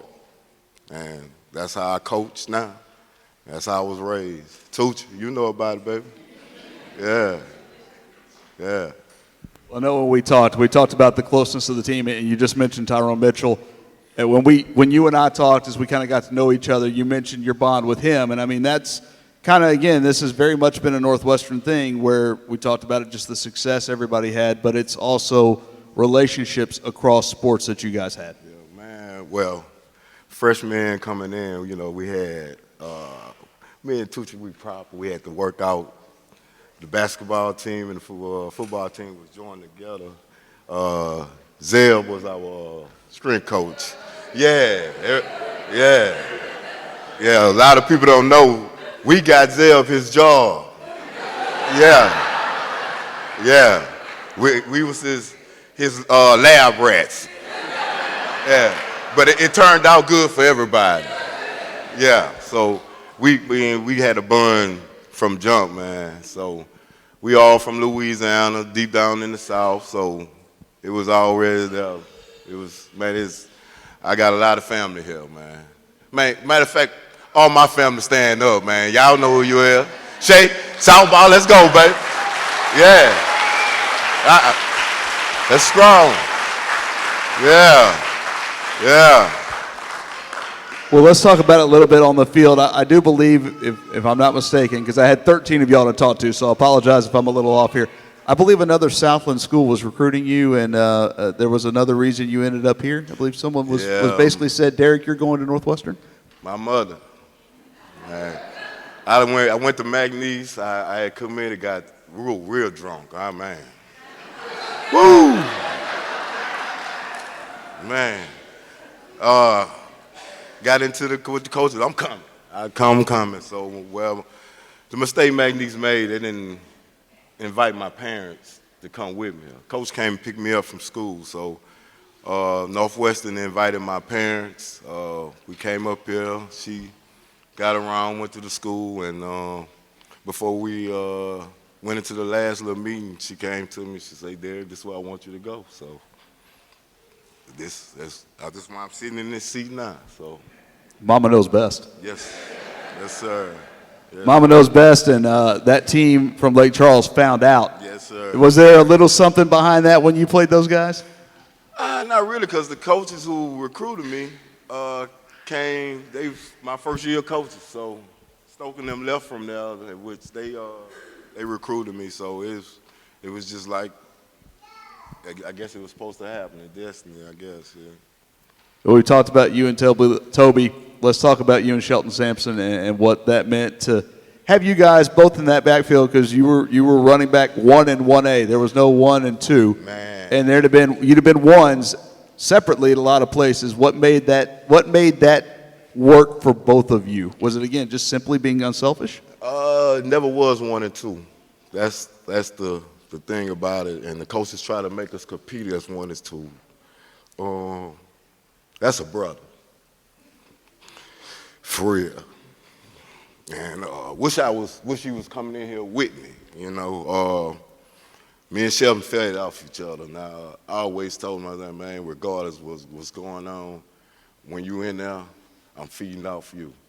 When I get in there, it was never nothing selfish, man. If I scored 3 touchdowns and my brother ain't have one, I tap on my helmet and let him get one, and vice versa with him. But it wouldn't be me without Shelton, man. He took a lot off me. And till this day, that's my brother. Nothing gonna change that. And I give my all, whatever for him, man. That's a bond that'll never be broken, man. Well, your all and his all made for one heck of a tandem, and when you threw Toby Ziegler in there, that made for an unstoppable group, and one that put so far 2 in the Hall of Fame, with you being the next one in. Yes, Congratulations to 2025 In-Club Hall of Thank you. Famer Derek Johnese. Bag. Hold on 1 second.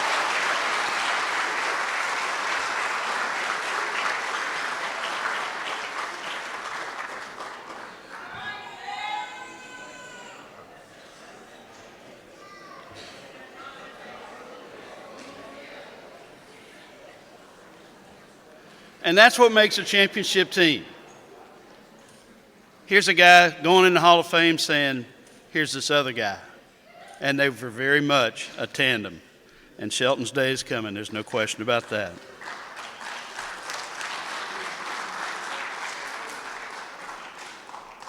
Well, there's another fellow who was involved with that, and he's involved with our next one because he made her a wife, made her a mama, but she made herself a legend here at Northwestern. Let's hear more about AG, Amanda Glenn Peters.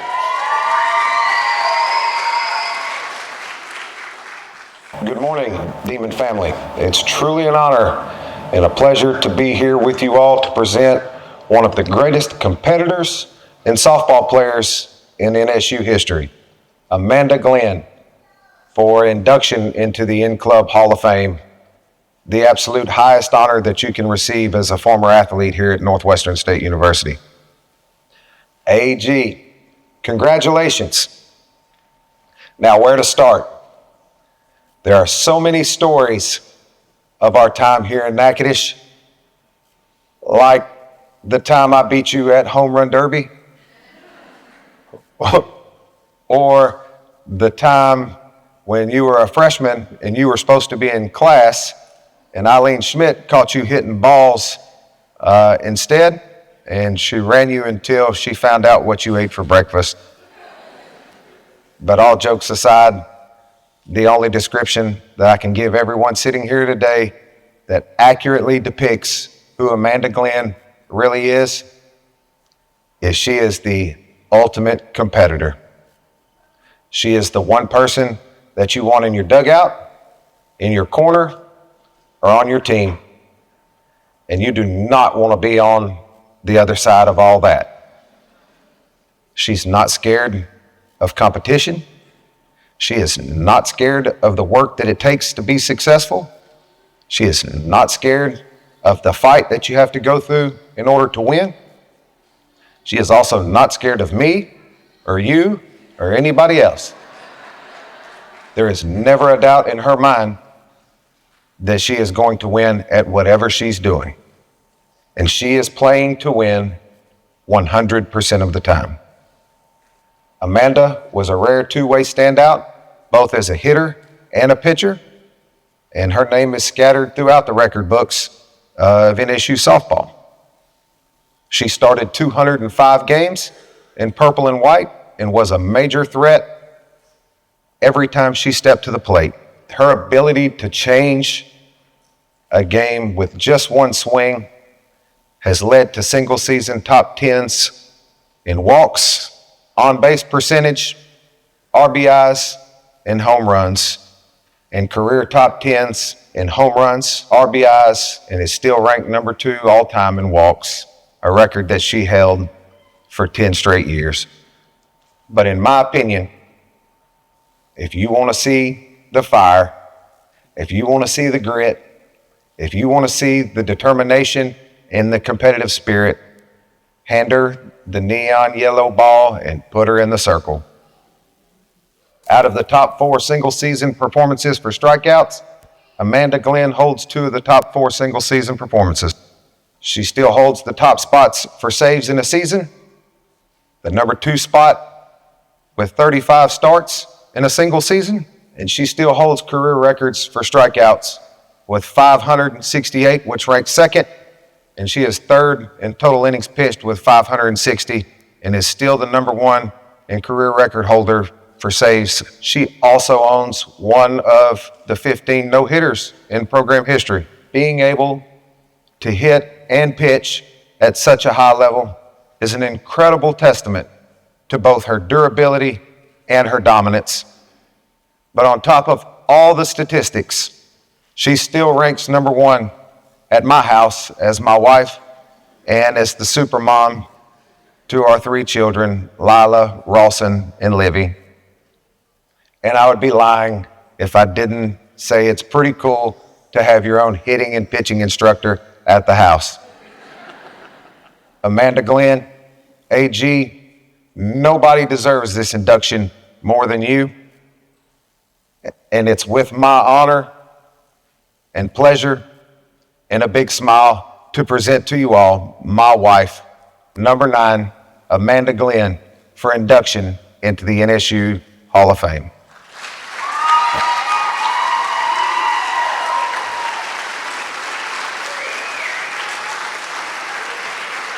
In Club Hall of Famer, AG, Amanda Glenn Peters.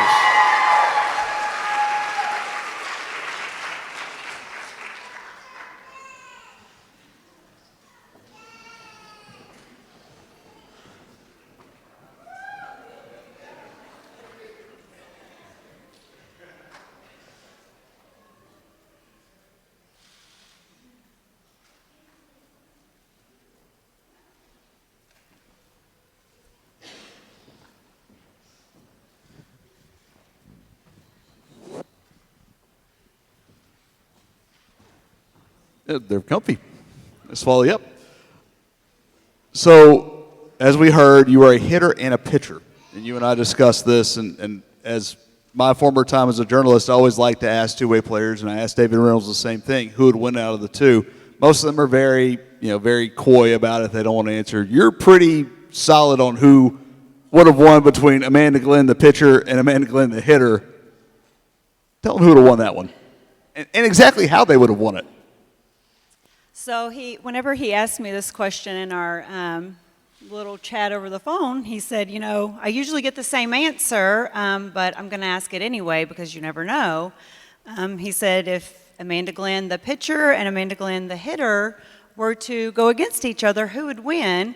And it was easy. I was like, well, I mean, if I had to say one, I would say probably the hitter, because that's where my heart was, like that we're winning games, that was my love.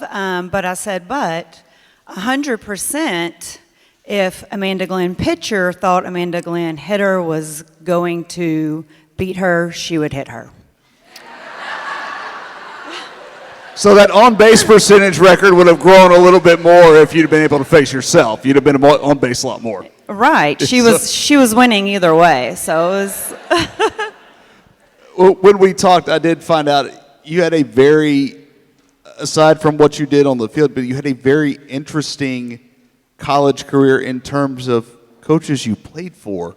And I think when we talked, I think that, again, we've kind of talked about family. We've talked about togetherness between teammates. You and your teammates were really forced to rely on each other, maybe more so than just about any group that's come through these walls.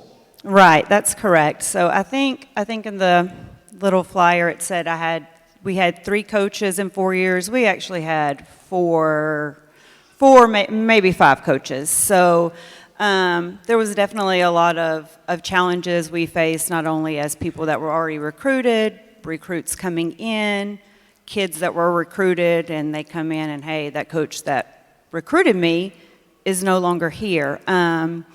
Again, there are several here, but our bond as teammates grew stronger because of that, for sure.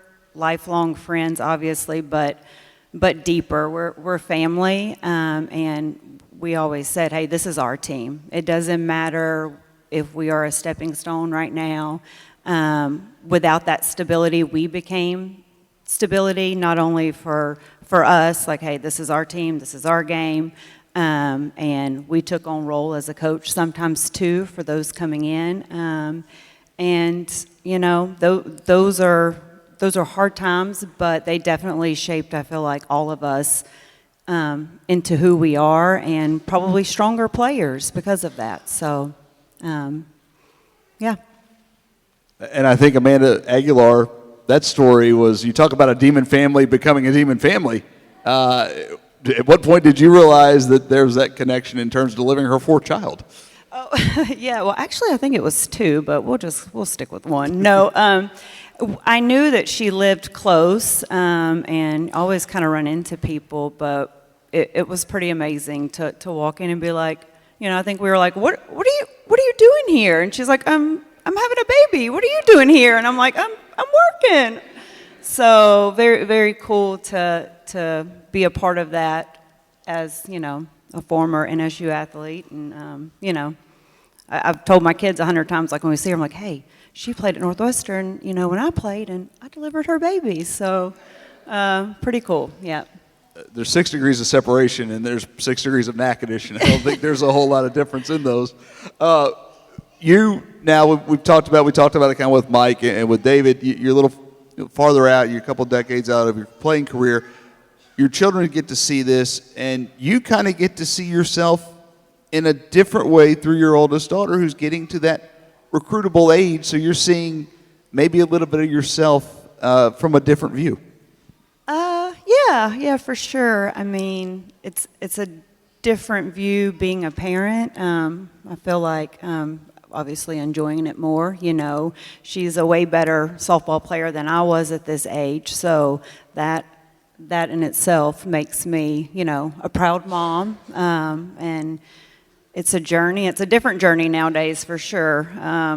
Definitely not how it was when I came through, but yeah, we're enjoying the process and just watching her do her thing as well as my other kids. I got one who, Livy, sister girl. I think she's at a ballpark between both of my kids too much, and I definitely think she would be my better athlete of everyone. But she said she's at that field too much, so she's not going back for herself. And, you know, so we'll see. Okay, so if it's a 3-2 count on your daughter, do you hit her if you're pitching to her? I don't know. Lila, do I hit you? Oh, I am 100% striking her out. No need to hit her. Nothing like a little friendly competition. We were warned by your husband in the intro video, you don't cross Amanda Glenn, and not too many hitters succeeded in doing that. And with that, we will welcome you, and pitchers as well. You took care of them as well, and your numbers have stood the test of time, and now they will stand behind your plaque in the In Club Hall of Fame. Amanda Glenn Peters.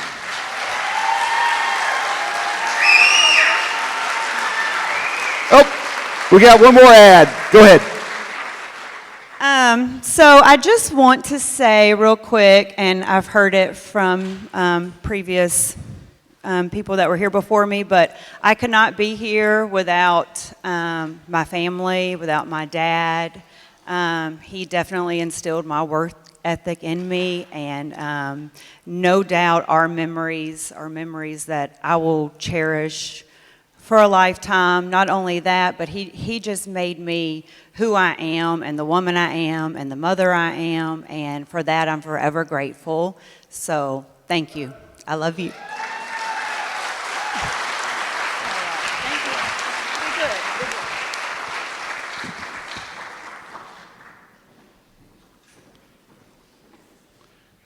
She could still strike people out on the college level. I have no doubt about that. You know, we're all from special places, at least in our hearts. But down on the bayou, that's something unique to America. It is its own subculture. There are their own legends. And Cody Filinich down there around South Lafourche and Cutoff, he is a legend.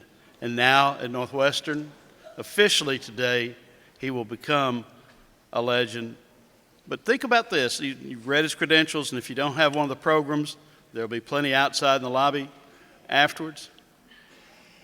The only person in NCAA Division I for years and years and years to be a 4-time All-American in the javelin. That's pretty remarkable. That was Cody Filinich, and let's hear a little bit more about Cody Filinich. Good morning. My name is Mike Heimerman. I'm the head track and field coach here at Northwestern State, and it's my, honor to introduce our next in-club Hall of Fame member, and that's Cody Filinich. Cody came to us from South Lafourche High School down there in Golden Meadow, Louisiana, down at the very bottom of the state. Learned a lot about the state of Louisiana and the recruiting process of Cody. Came down there from same high school as Bobby Hebert, so we talked a lot about that in his recruiting process. And funny thing is really Cody signed here on a football scholarship.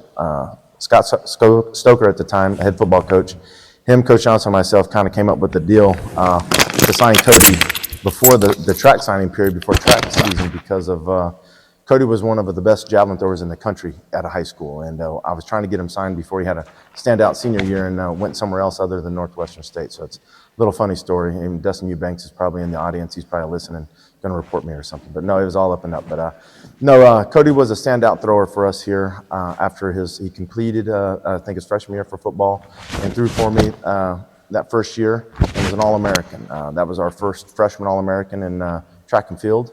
And I think at Northwestern State at the time, to be an All-American in track and field was pretty tough. At that time, there was just one team, top 8 Americans, or top 8 finishers at the national championships got an All-American. And then Cody just decided just to do track after that, and was an All-American his sophomore year, All-American his junior year, and then redshirted a year, and then was an All-American his 5th year, which was his senior year. And the cool thing about that, at that time, I think we're at the USA Championships out in Eugene, Oregon, and he was sitting with a group of javelin throwers. I think the javelin thrower from Florida, I can't remember his name right now, but he was sitting with a high caliber class of javelin throwers after getting our credentials. And the young man told Cody asked him what it felt like to be only the 2nd javelin thrower at the time in all of NCAA history to be a 4-time All-American. And he was sitting with a couple national champions and some guys that have really threw far, and Cody had done something that none of them had ever done. So that's a huge accomplishment, and that's probably one of many reasons Cody's getting inducted into the In-Club Hall of Fame, is being a 4-time All-American. And at this time, he's still the only 4-time All-American in Northwestern State history of any sport to be an All-American all 4 years of his schooling. So that's still pretty amazing. We've had a lot of good athletes here at Northwestern State and all sports. So, Cody, you're in high regards with that, and I brag about you all the time with that stuff. And as you'll hear here in a little bit with his accent, and he still has that thick Cajun French accent, man, you guys are probably gonna have trouble understanding him. But other than the language barrier with his English, it was a fun time coaching Cody. And man, I just think back of all those travel trips that we had going to the NCAAs or USAs, or even Cody made the Junior Pan American team, and I think that year it was in Canada, Windsor, Ontario, Canada, So he got to travel. I got to see a lot of the U.S. because of him, all the different trips, and it was great. His grandparents went on every trip. I think they only missed 2 or 3 meets out of his entire 4-year career here at Northwestern State, and it was great getting to travel with those guys and listening to their French, especially when we went to Canada. They speak a lot of French up there, and so they ordered a lot of like when we went to places to eat, they ordered things in French. So it was awesome. And, Cody, I'm very proud of you. And, it's just my distinct honor to now induct you or introduce you as the newest member of the In-Club Hall of Fame, Cody Filinich. In-Club Hall of Famer, Cody Filinich.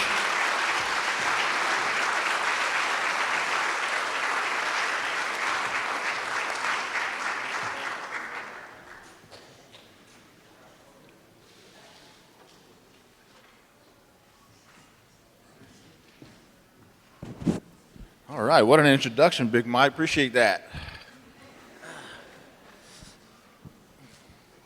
All right, you set a record, 4-time All-American. I think we just set another record. I think that's the longest Mike Heimerman has ever spoken about a single person in one sitting. How does that feel? Feels great. Yeah, Mike was never a big talker, but yeah, I'm very appreciative that he recruited me and it all worked out. It was a blessing. So from football to track, you and I talked a little bit about how it was going from that. But what was it like trying to balance those two that first year before it became kind of clear where your future was? Yeah, it was tough. I was like the third string quarterback at that time. Seeing John East and some of these guys here, it brings back memories. Ziegler.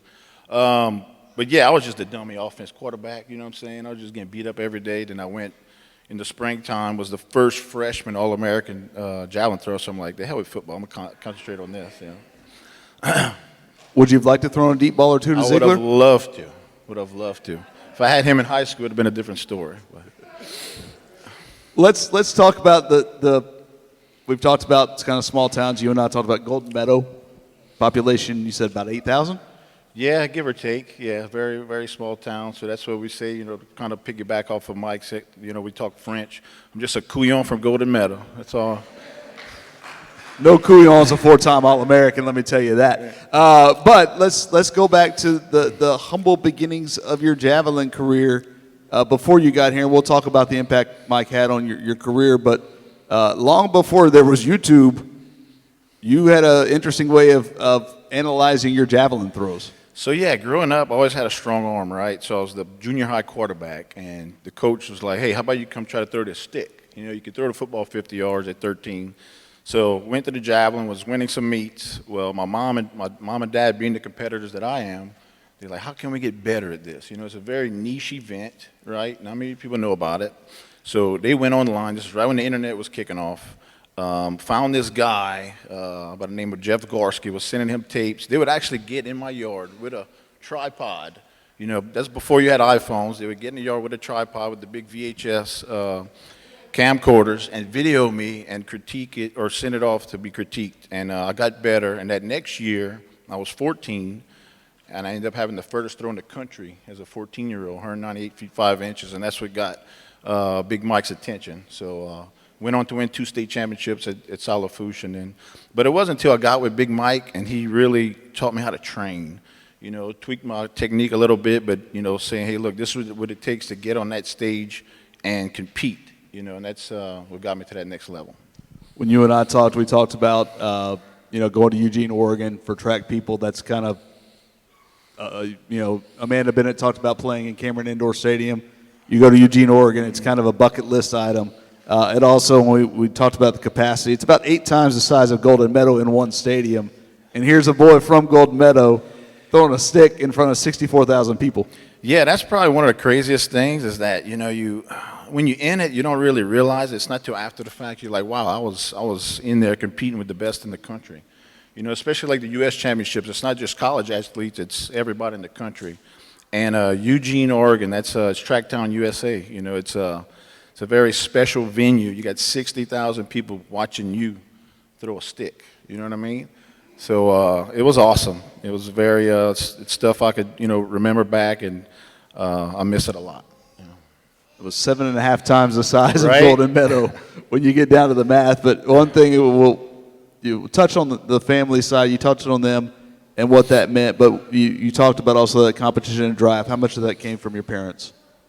Oh, big time. My mom and dad are big competitors. They followed me. My dad coached me my whole career, every sport. I played everything, and he was my coach for everything. My grandparents, they made everything. When I was in high school, I was able to qualify for these national meets. Of course, they don't fund you, so it was, my mom and dad was working, so my grandparents were able to fly me to California, Los Angeles, wherever it be, to compete. But yeah, my family's a very competitive family, and I think that's where I got the drive from, and I'm trying to instill that in my son now, who's in the crowd. Love you, buddy. Looks like he's old enough to remember that, and it's kind of like a lot of these inductees. As you get a little older, a little out, you do have kids. How special is it to be able to share that with them?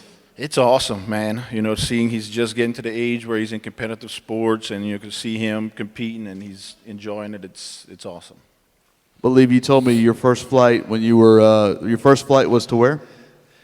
My first flight ever was to Disney World, but then second flight was dealing with track and field. So yeah, it it was awesome to be able to travel the country because of a sport, you know, so it's fun. So your first flight was to what they call the happiest place on earth. Right. Your second flight was to what track people would probably call the happiest place on earth. Eugene, Fitting? Oregon. Yep, very, very fitting. Well, it's fitting you did that, and it's fitting, more fitting, that we welcome you into the In Club Hall of Fame. Your newest In Club Hall of Fame member, Cody Filinich.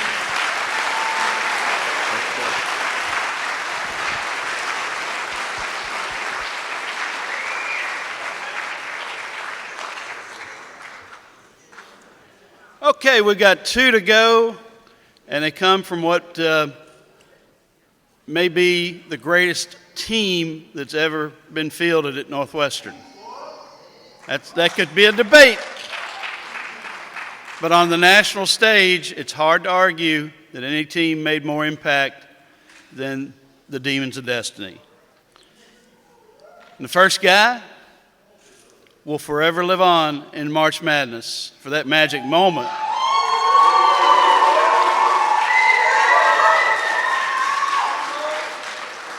But for J-Dub, that was just the last exclamation point in a great career as a Demon, and coming from a mother who was a very good Lady Demon basketball player herself. More about Jermaine Wallace right now.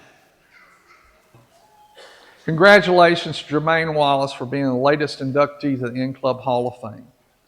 Jermaine has many accomplishments, and you can read those in your program, but let's talk about a couple of things. One would be a press conference following the Iowa game in which he's asked the question, why are y'all so close as a team? And Jermaine looks at him and he says, when you eat a lot of meals together, you're going to be close. Just like any family, when you eat together, you're going to stay together. And this group was a family.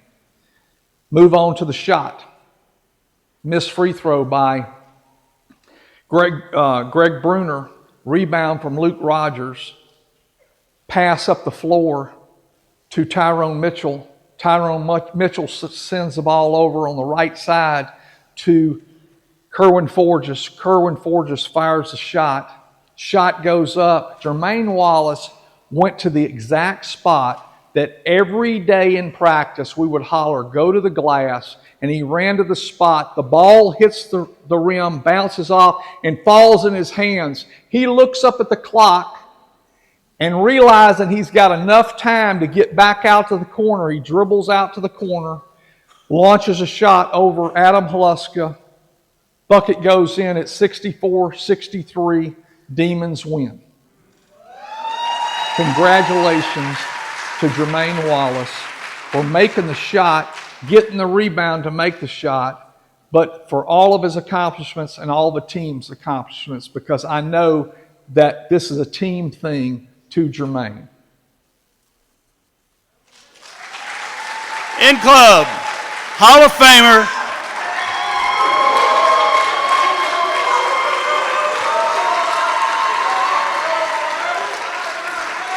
and a great math teacher at Minden High School, J-Dub, Jermaine Wallace.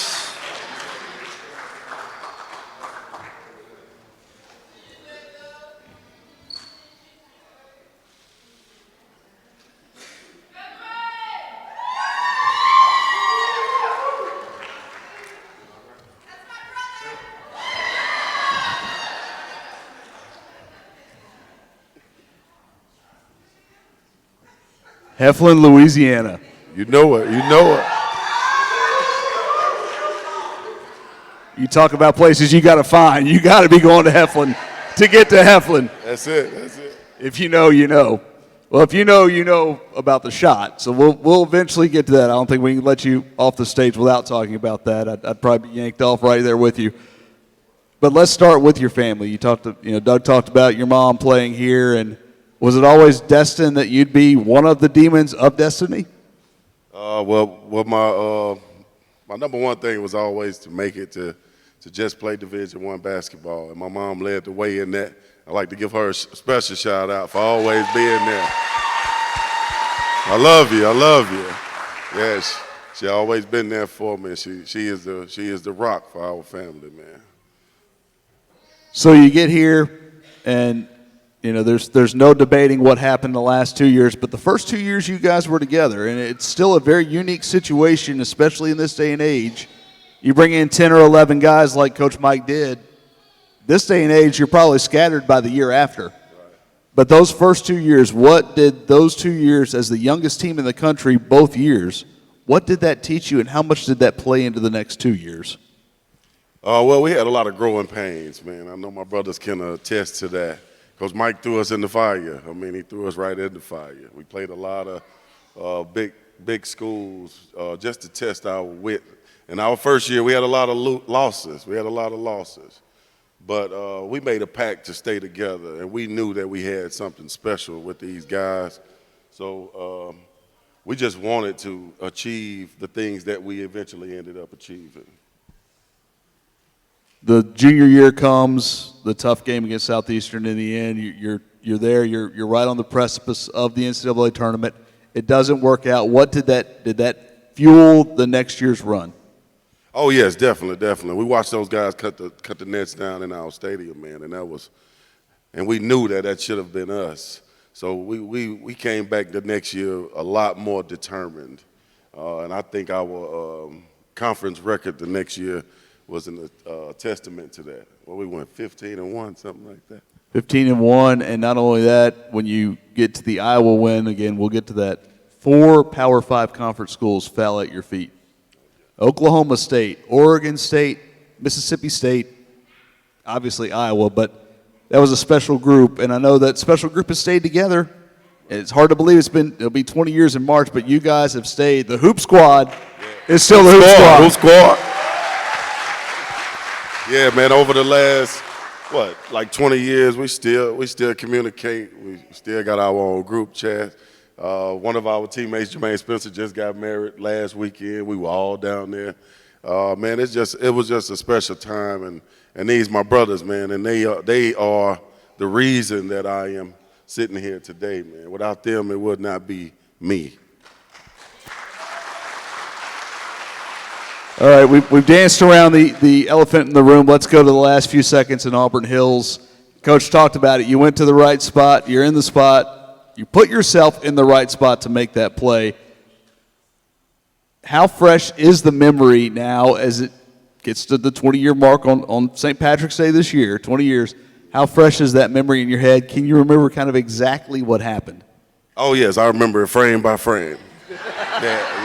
Well, let's go frame by frame. Yeah, I mean, I remember every thought, every second, but every time anybody asks me about that shot, I always revert to the comeback before the shot.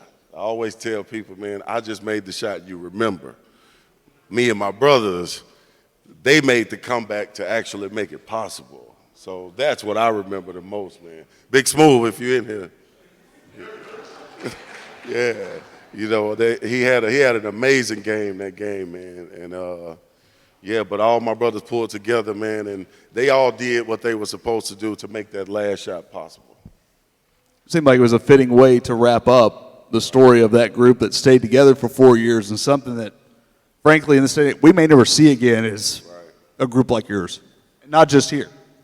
Oh, yes. I mean, with the current climate of collegiate sports, man, I mean, I don't think we will ever – man, we stayed here 4 years together, man, about 10 of us. And we added a couple of pieces, man, like Tremaine Hancock, Luke Rogers, Kerwin, Fat Daddy, you know. But it was a very special time, man. Them guys are my brothers for life, man. Well, you mentioned you ate a lot of meals together. Was there a favorite meal that you had during your time here, a favorite place y'all were able to go? If you didn't have to go to the CAF, if you were able to get off campus, was there somewhere y'all like to go and break bread together? Yeah, but we can't talk about those places. Okay, all right, that's fair. You know, that's fair. You know, Leave it at that. It wasn't a lot of NIL money going around, so we didn't have a lot of money to spend out eating. Coach Mike's house, then, right? That's the safe answer. It was McCarthy household. Well, Jermaine, you're a household name every March when it rolls around. And we're proud to call you ours, and we're prouder even still to induct you into the N Club Hall of Fame. J-Dub, Jermaine Wallace.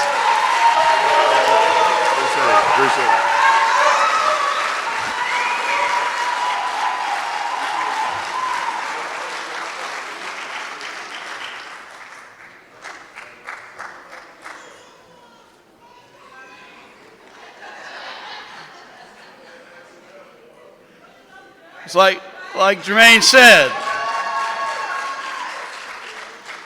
very definitely a team thing. One more about the Demons of Destiny. That was a nickname that Patrick Netherton, the radio guy, came up with.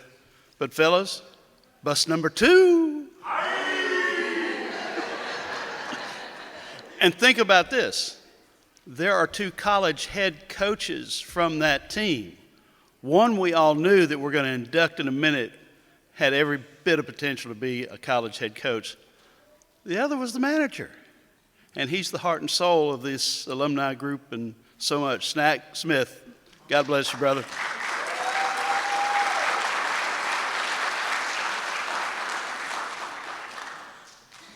Tucci. By the way, Toby Ziegler, did you know he could run back punts? Yes. Yes. New Iberia High School, he was quite the punt returner and football player, but thank goodness he stuck with basketball. Thank goodness that Coach Mike and his staff got him to Northwestern, because you talk about glue guys, that is and was Tyrone Mitchell. Let's watch.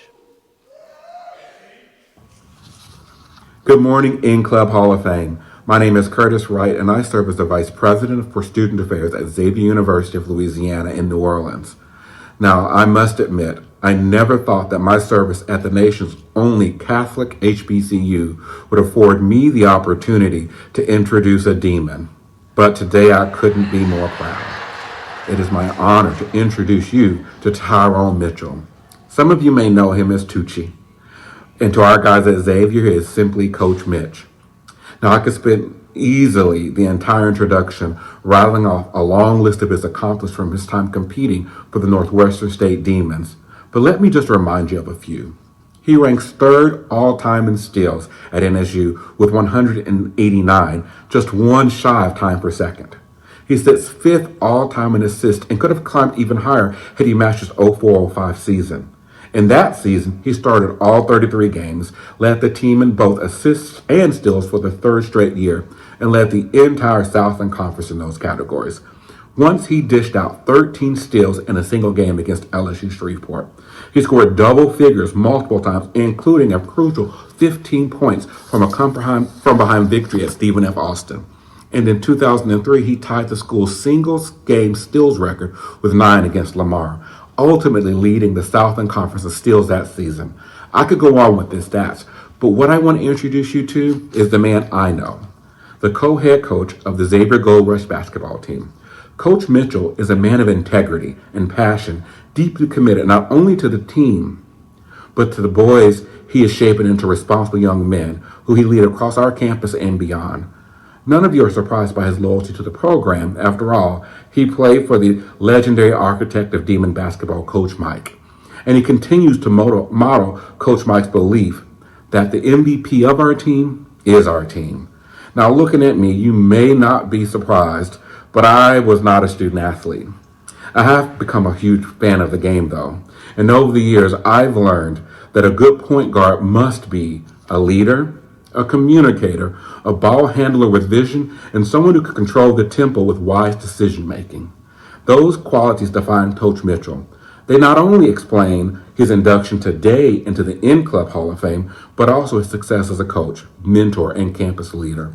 At Xavier, these very skills have built a strong foundation for Gold Rush basketball and positioned our program to be a true powerhouse in the NAIA. But Tyrone Mitchell is more than a point guard, more than a coach. Like his mentor, Coach Mike, he's a role model. The grace and dignity he shows every student, whether they're celebrating a hard-fought victory or enduring personal defeat, is inspiring. He leads with honesty, passion, and unrivaled work ethic. The way he prioritizes his role as husband to Aja and father to Tatum and Taylor shows the young men under his charge what it truly means to be a good man. I could spend another hour singing his praises, but I'll leave you with this. Tyrone Mitchell is a once-in-a-generation student athlete, a brilliantly capable coach, and the most fortunate among us call him a friend.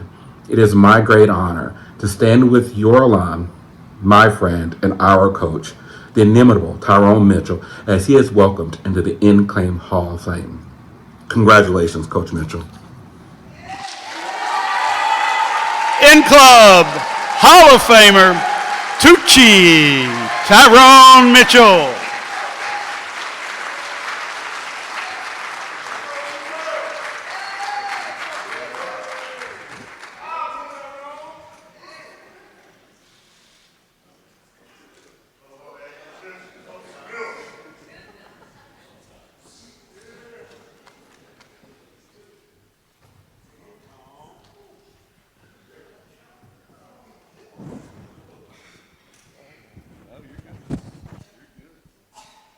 Dapper till the end.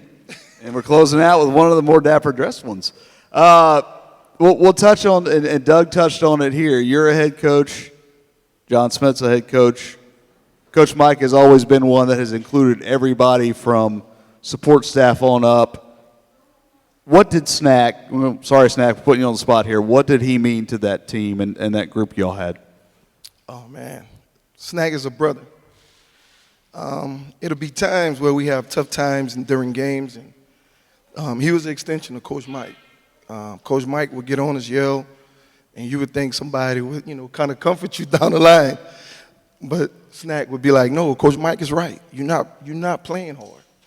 The things that we emphasize in practice, we're not doing it. And that's what I really appreciate about John, because he's always honest. He's always the guy that will hold you accountable. And it's very hard to find guys like that in this world. Doug also touched on it when he introduced you about, following and playing for Coach Mike as his point guard. Do you feel that kind of paved your way to become a coach, not just a coach, but now a head coach? Yes, yes. Well, I'll tell y'all a story. So, I got my Coach Mike stories. First 6 games of my freshman year, I was a scorer coming out of high school. Coach Mike probably don't remember this.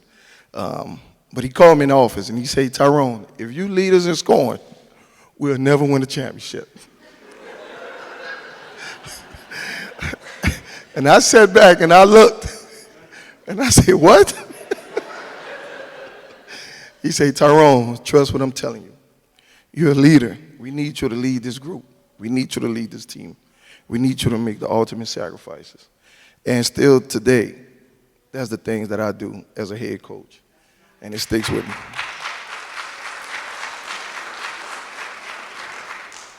Where do you think, if he recognized that leadership in you, where did you recognize the leadership in yourself? Was it at that point, or was it before that? As a scorer, you can have a scoring point guard, but a typical point guard is one who gets others involved. Was that a moment that revealed leadership to you, or was that something you already knew was in Tyrone Mitchell? Well, as always, was instilled in me, because I'm the oldest of 3, right? My mom is here, my dad is here, my mother-in-law and father-in-law, my extended family. My mom is a praying woman. She's a praying woman. And leadership has always been part of my personality.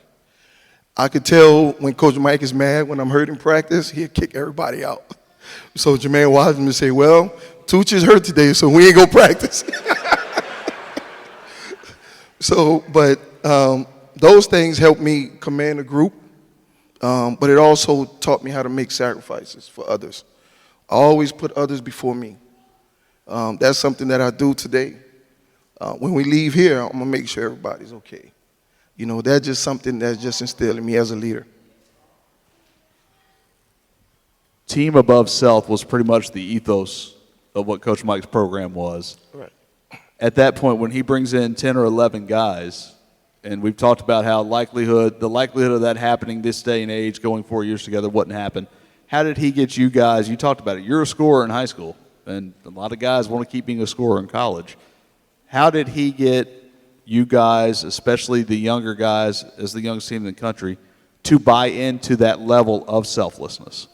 Well, I'm going to be honest. At the end of my freshman year, Coach Mike, I told myself, I don't know if I'm good enough to play at this level. I never won 6 games and lost 21 in my life. And he just checked the egos at the door. And I remember one year, and I can share this story. Byron got upset. Byron Allen, who's in here now. I don't know where he at. Raise your hand, Big B. Who I love to death. That's my brother, my roommate. Love him to death. Byron came from a scoring background. And one morning I woke up, Byron was gone. I said, Coach Mike, Byron left. I don't know where he at. All his clothes packed. And I called Byron. I was the only one that could have reached him. And this is how much Coach Mike cared about us. Coach Mike told Coach Simmons, go get Byron. 2 days later, Byron was back in practice. If that was any other coach, they would have let Byron stay home.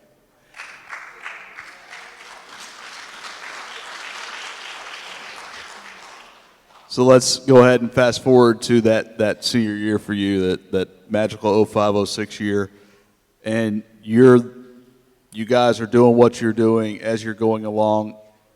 In that moment before the Iowa game, was there ever a point where that locker room felt, okay, this is the culmination of the last 4 years. This is where we're supposed to be, where we're expected to be, not where we're hoping to be? Oh, man, during our 4th year, I mean, I just knew, like, our offense was like a well-oiled machine. Man, defensively, we could have stopped anybody in the country. I mean, that's how much confidence we had. We had a scouting report the night before Iowa game, and Coach Mark Schlesinger, if anybody here know him, send him a text after this. Coach Les did the scouting report, and he said, oh, well, this guy's the Big Ten Player of the Year. This guy, I was the Big Ten champions, this and that, this guard. But we always respect our opponents, right? And I say, Coach Les, wait a minute. Those guys tie their shoes just like us. You know, they don't just jump in their uniforms. You know, everything is the same. And I know we prepared 4 years for that moment. And that moment, we shocked the world. Halftime and earlier in the second half, it didn't look like that was going to happen. Obviously, Jermaine talked about it. Big Smooth getting hot there in the second half, bringing you guys back. Was that belief, where was that belief built from to be able to come back in that moment? This isn't coming back at Nichols. This isn't coming back at Southeastern. This isn't coming back in a non-conference game at, you know, a Conference USA team. This is the big dance. This is the moment you've worked for 4 years. Where did that belief emanate from? Well, I looked at Byron and told him you would not take a nap on the way back home. So if we don't win this game, you ain't taking no naps. You ain't Coach Simmons. And Clifton Lee, I told him I was going to cut his afro off if he didn't play well in the second half. But I'm going to tell you, my freshman year, and I see guys in here, Johnny Shelton, man, that's brothers to me. Every time I seen those guys, they motivated me. If they was running stadiums, I was running stadiums. I wasn't even on a football team. That's how much better we wanted to be as student athletes. That's how much we wanted to leave this place better than what we found it. And we always dreamed about making Northwestern a national powerhouse from day one. We had that in us as freshmen, sophomores, and we just kept getting closer. Kept getting closer. I can't talk about practice hours because, you know, you had a time limit back then. So I don't want to talk about practice hours.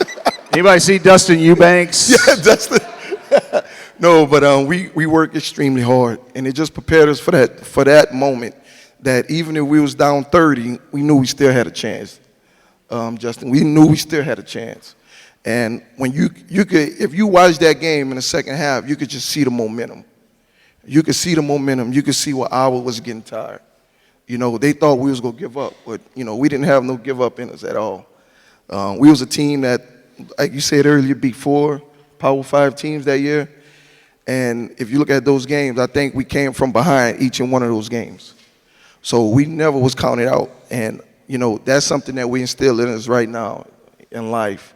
You know, we never want to count each other out. That's why we brothers still today.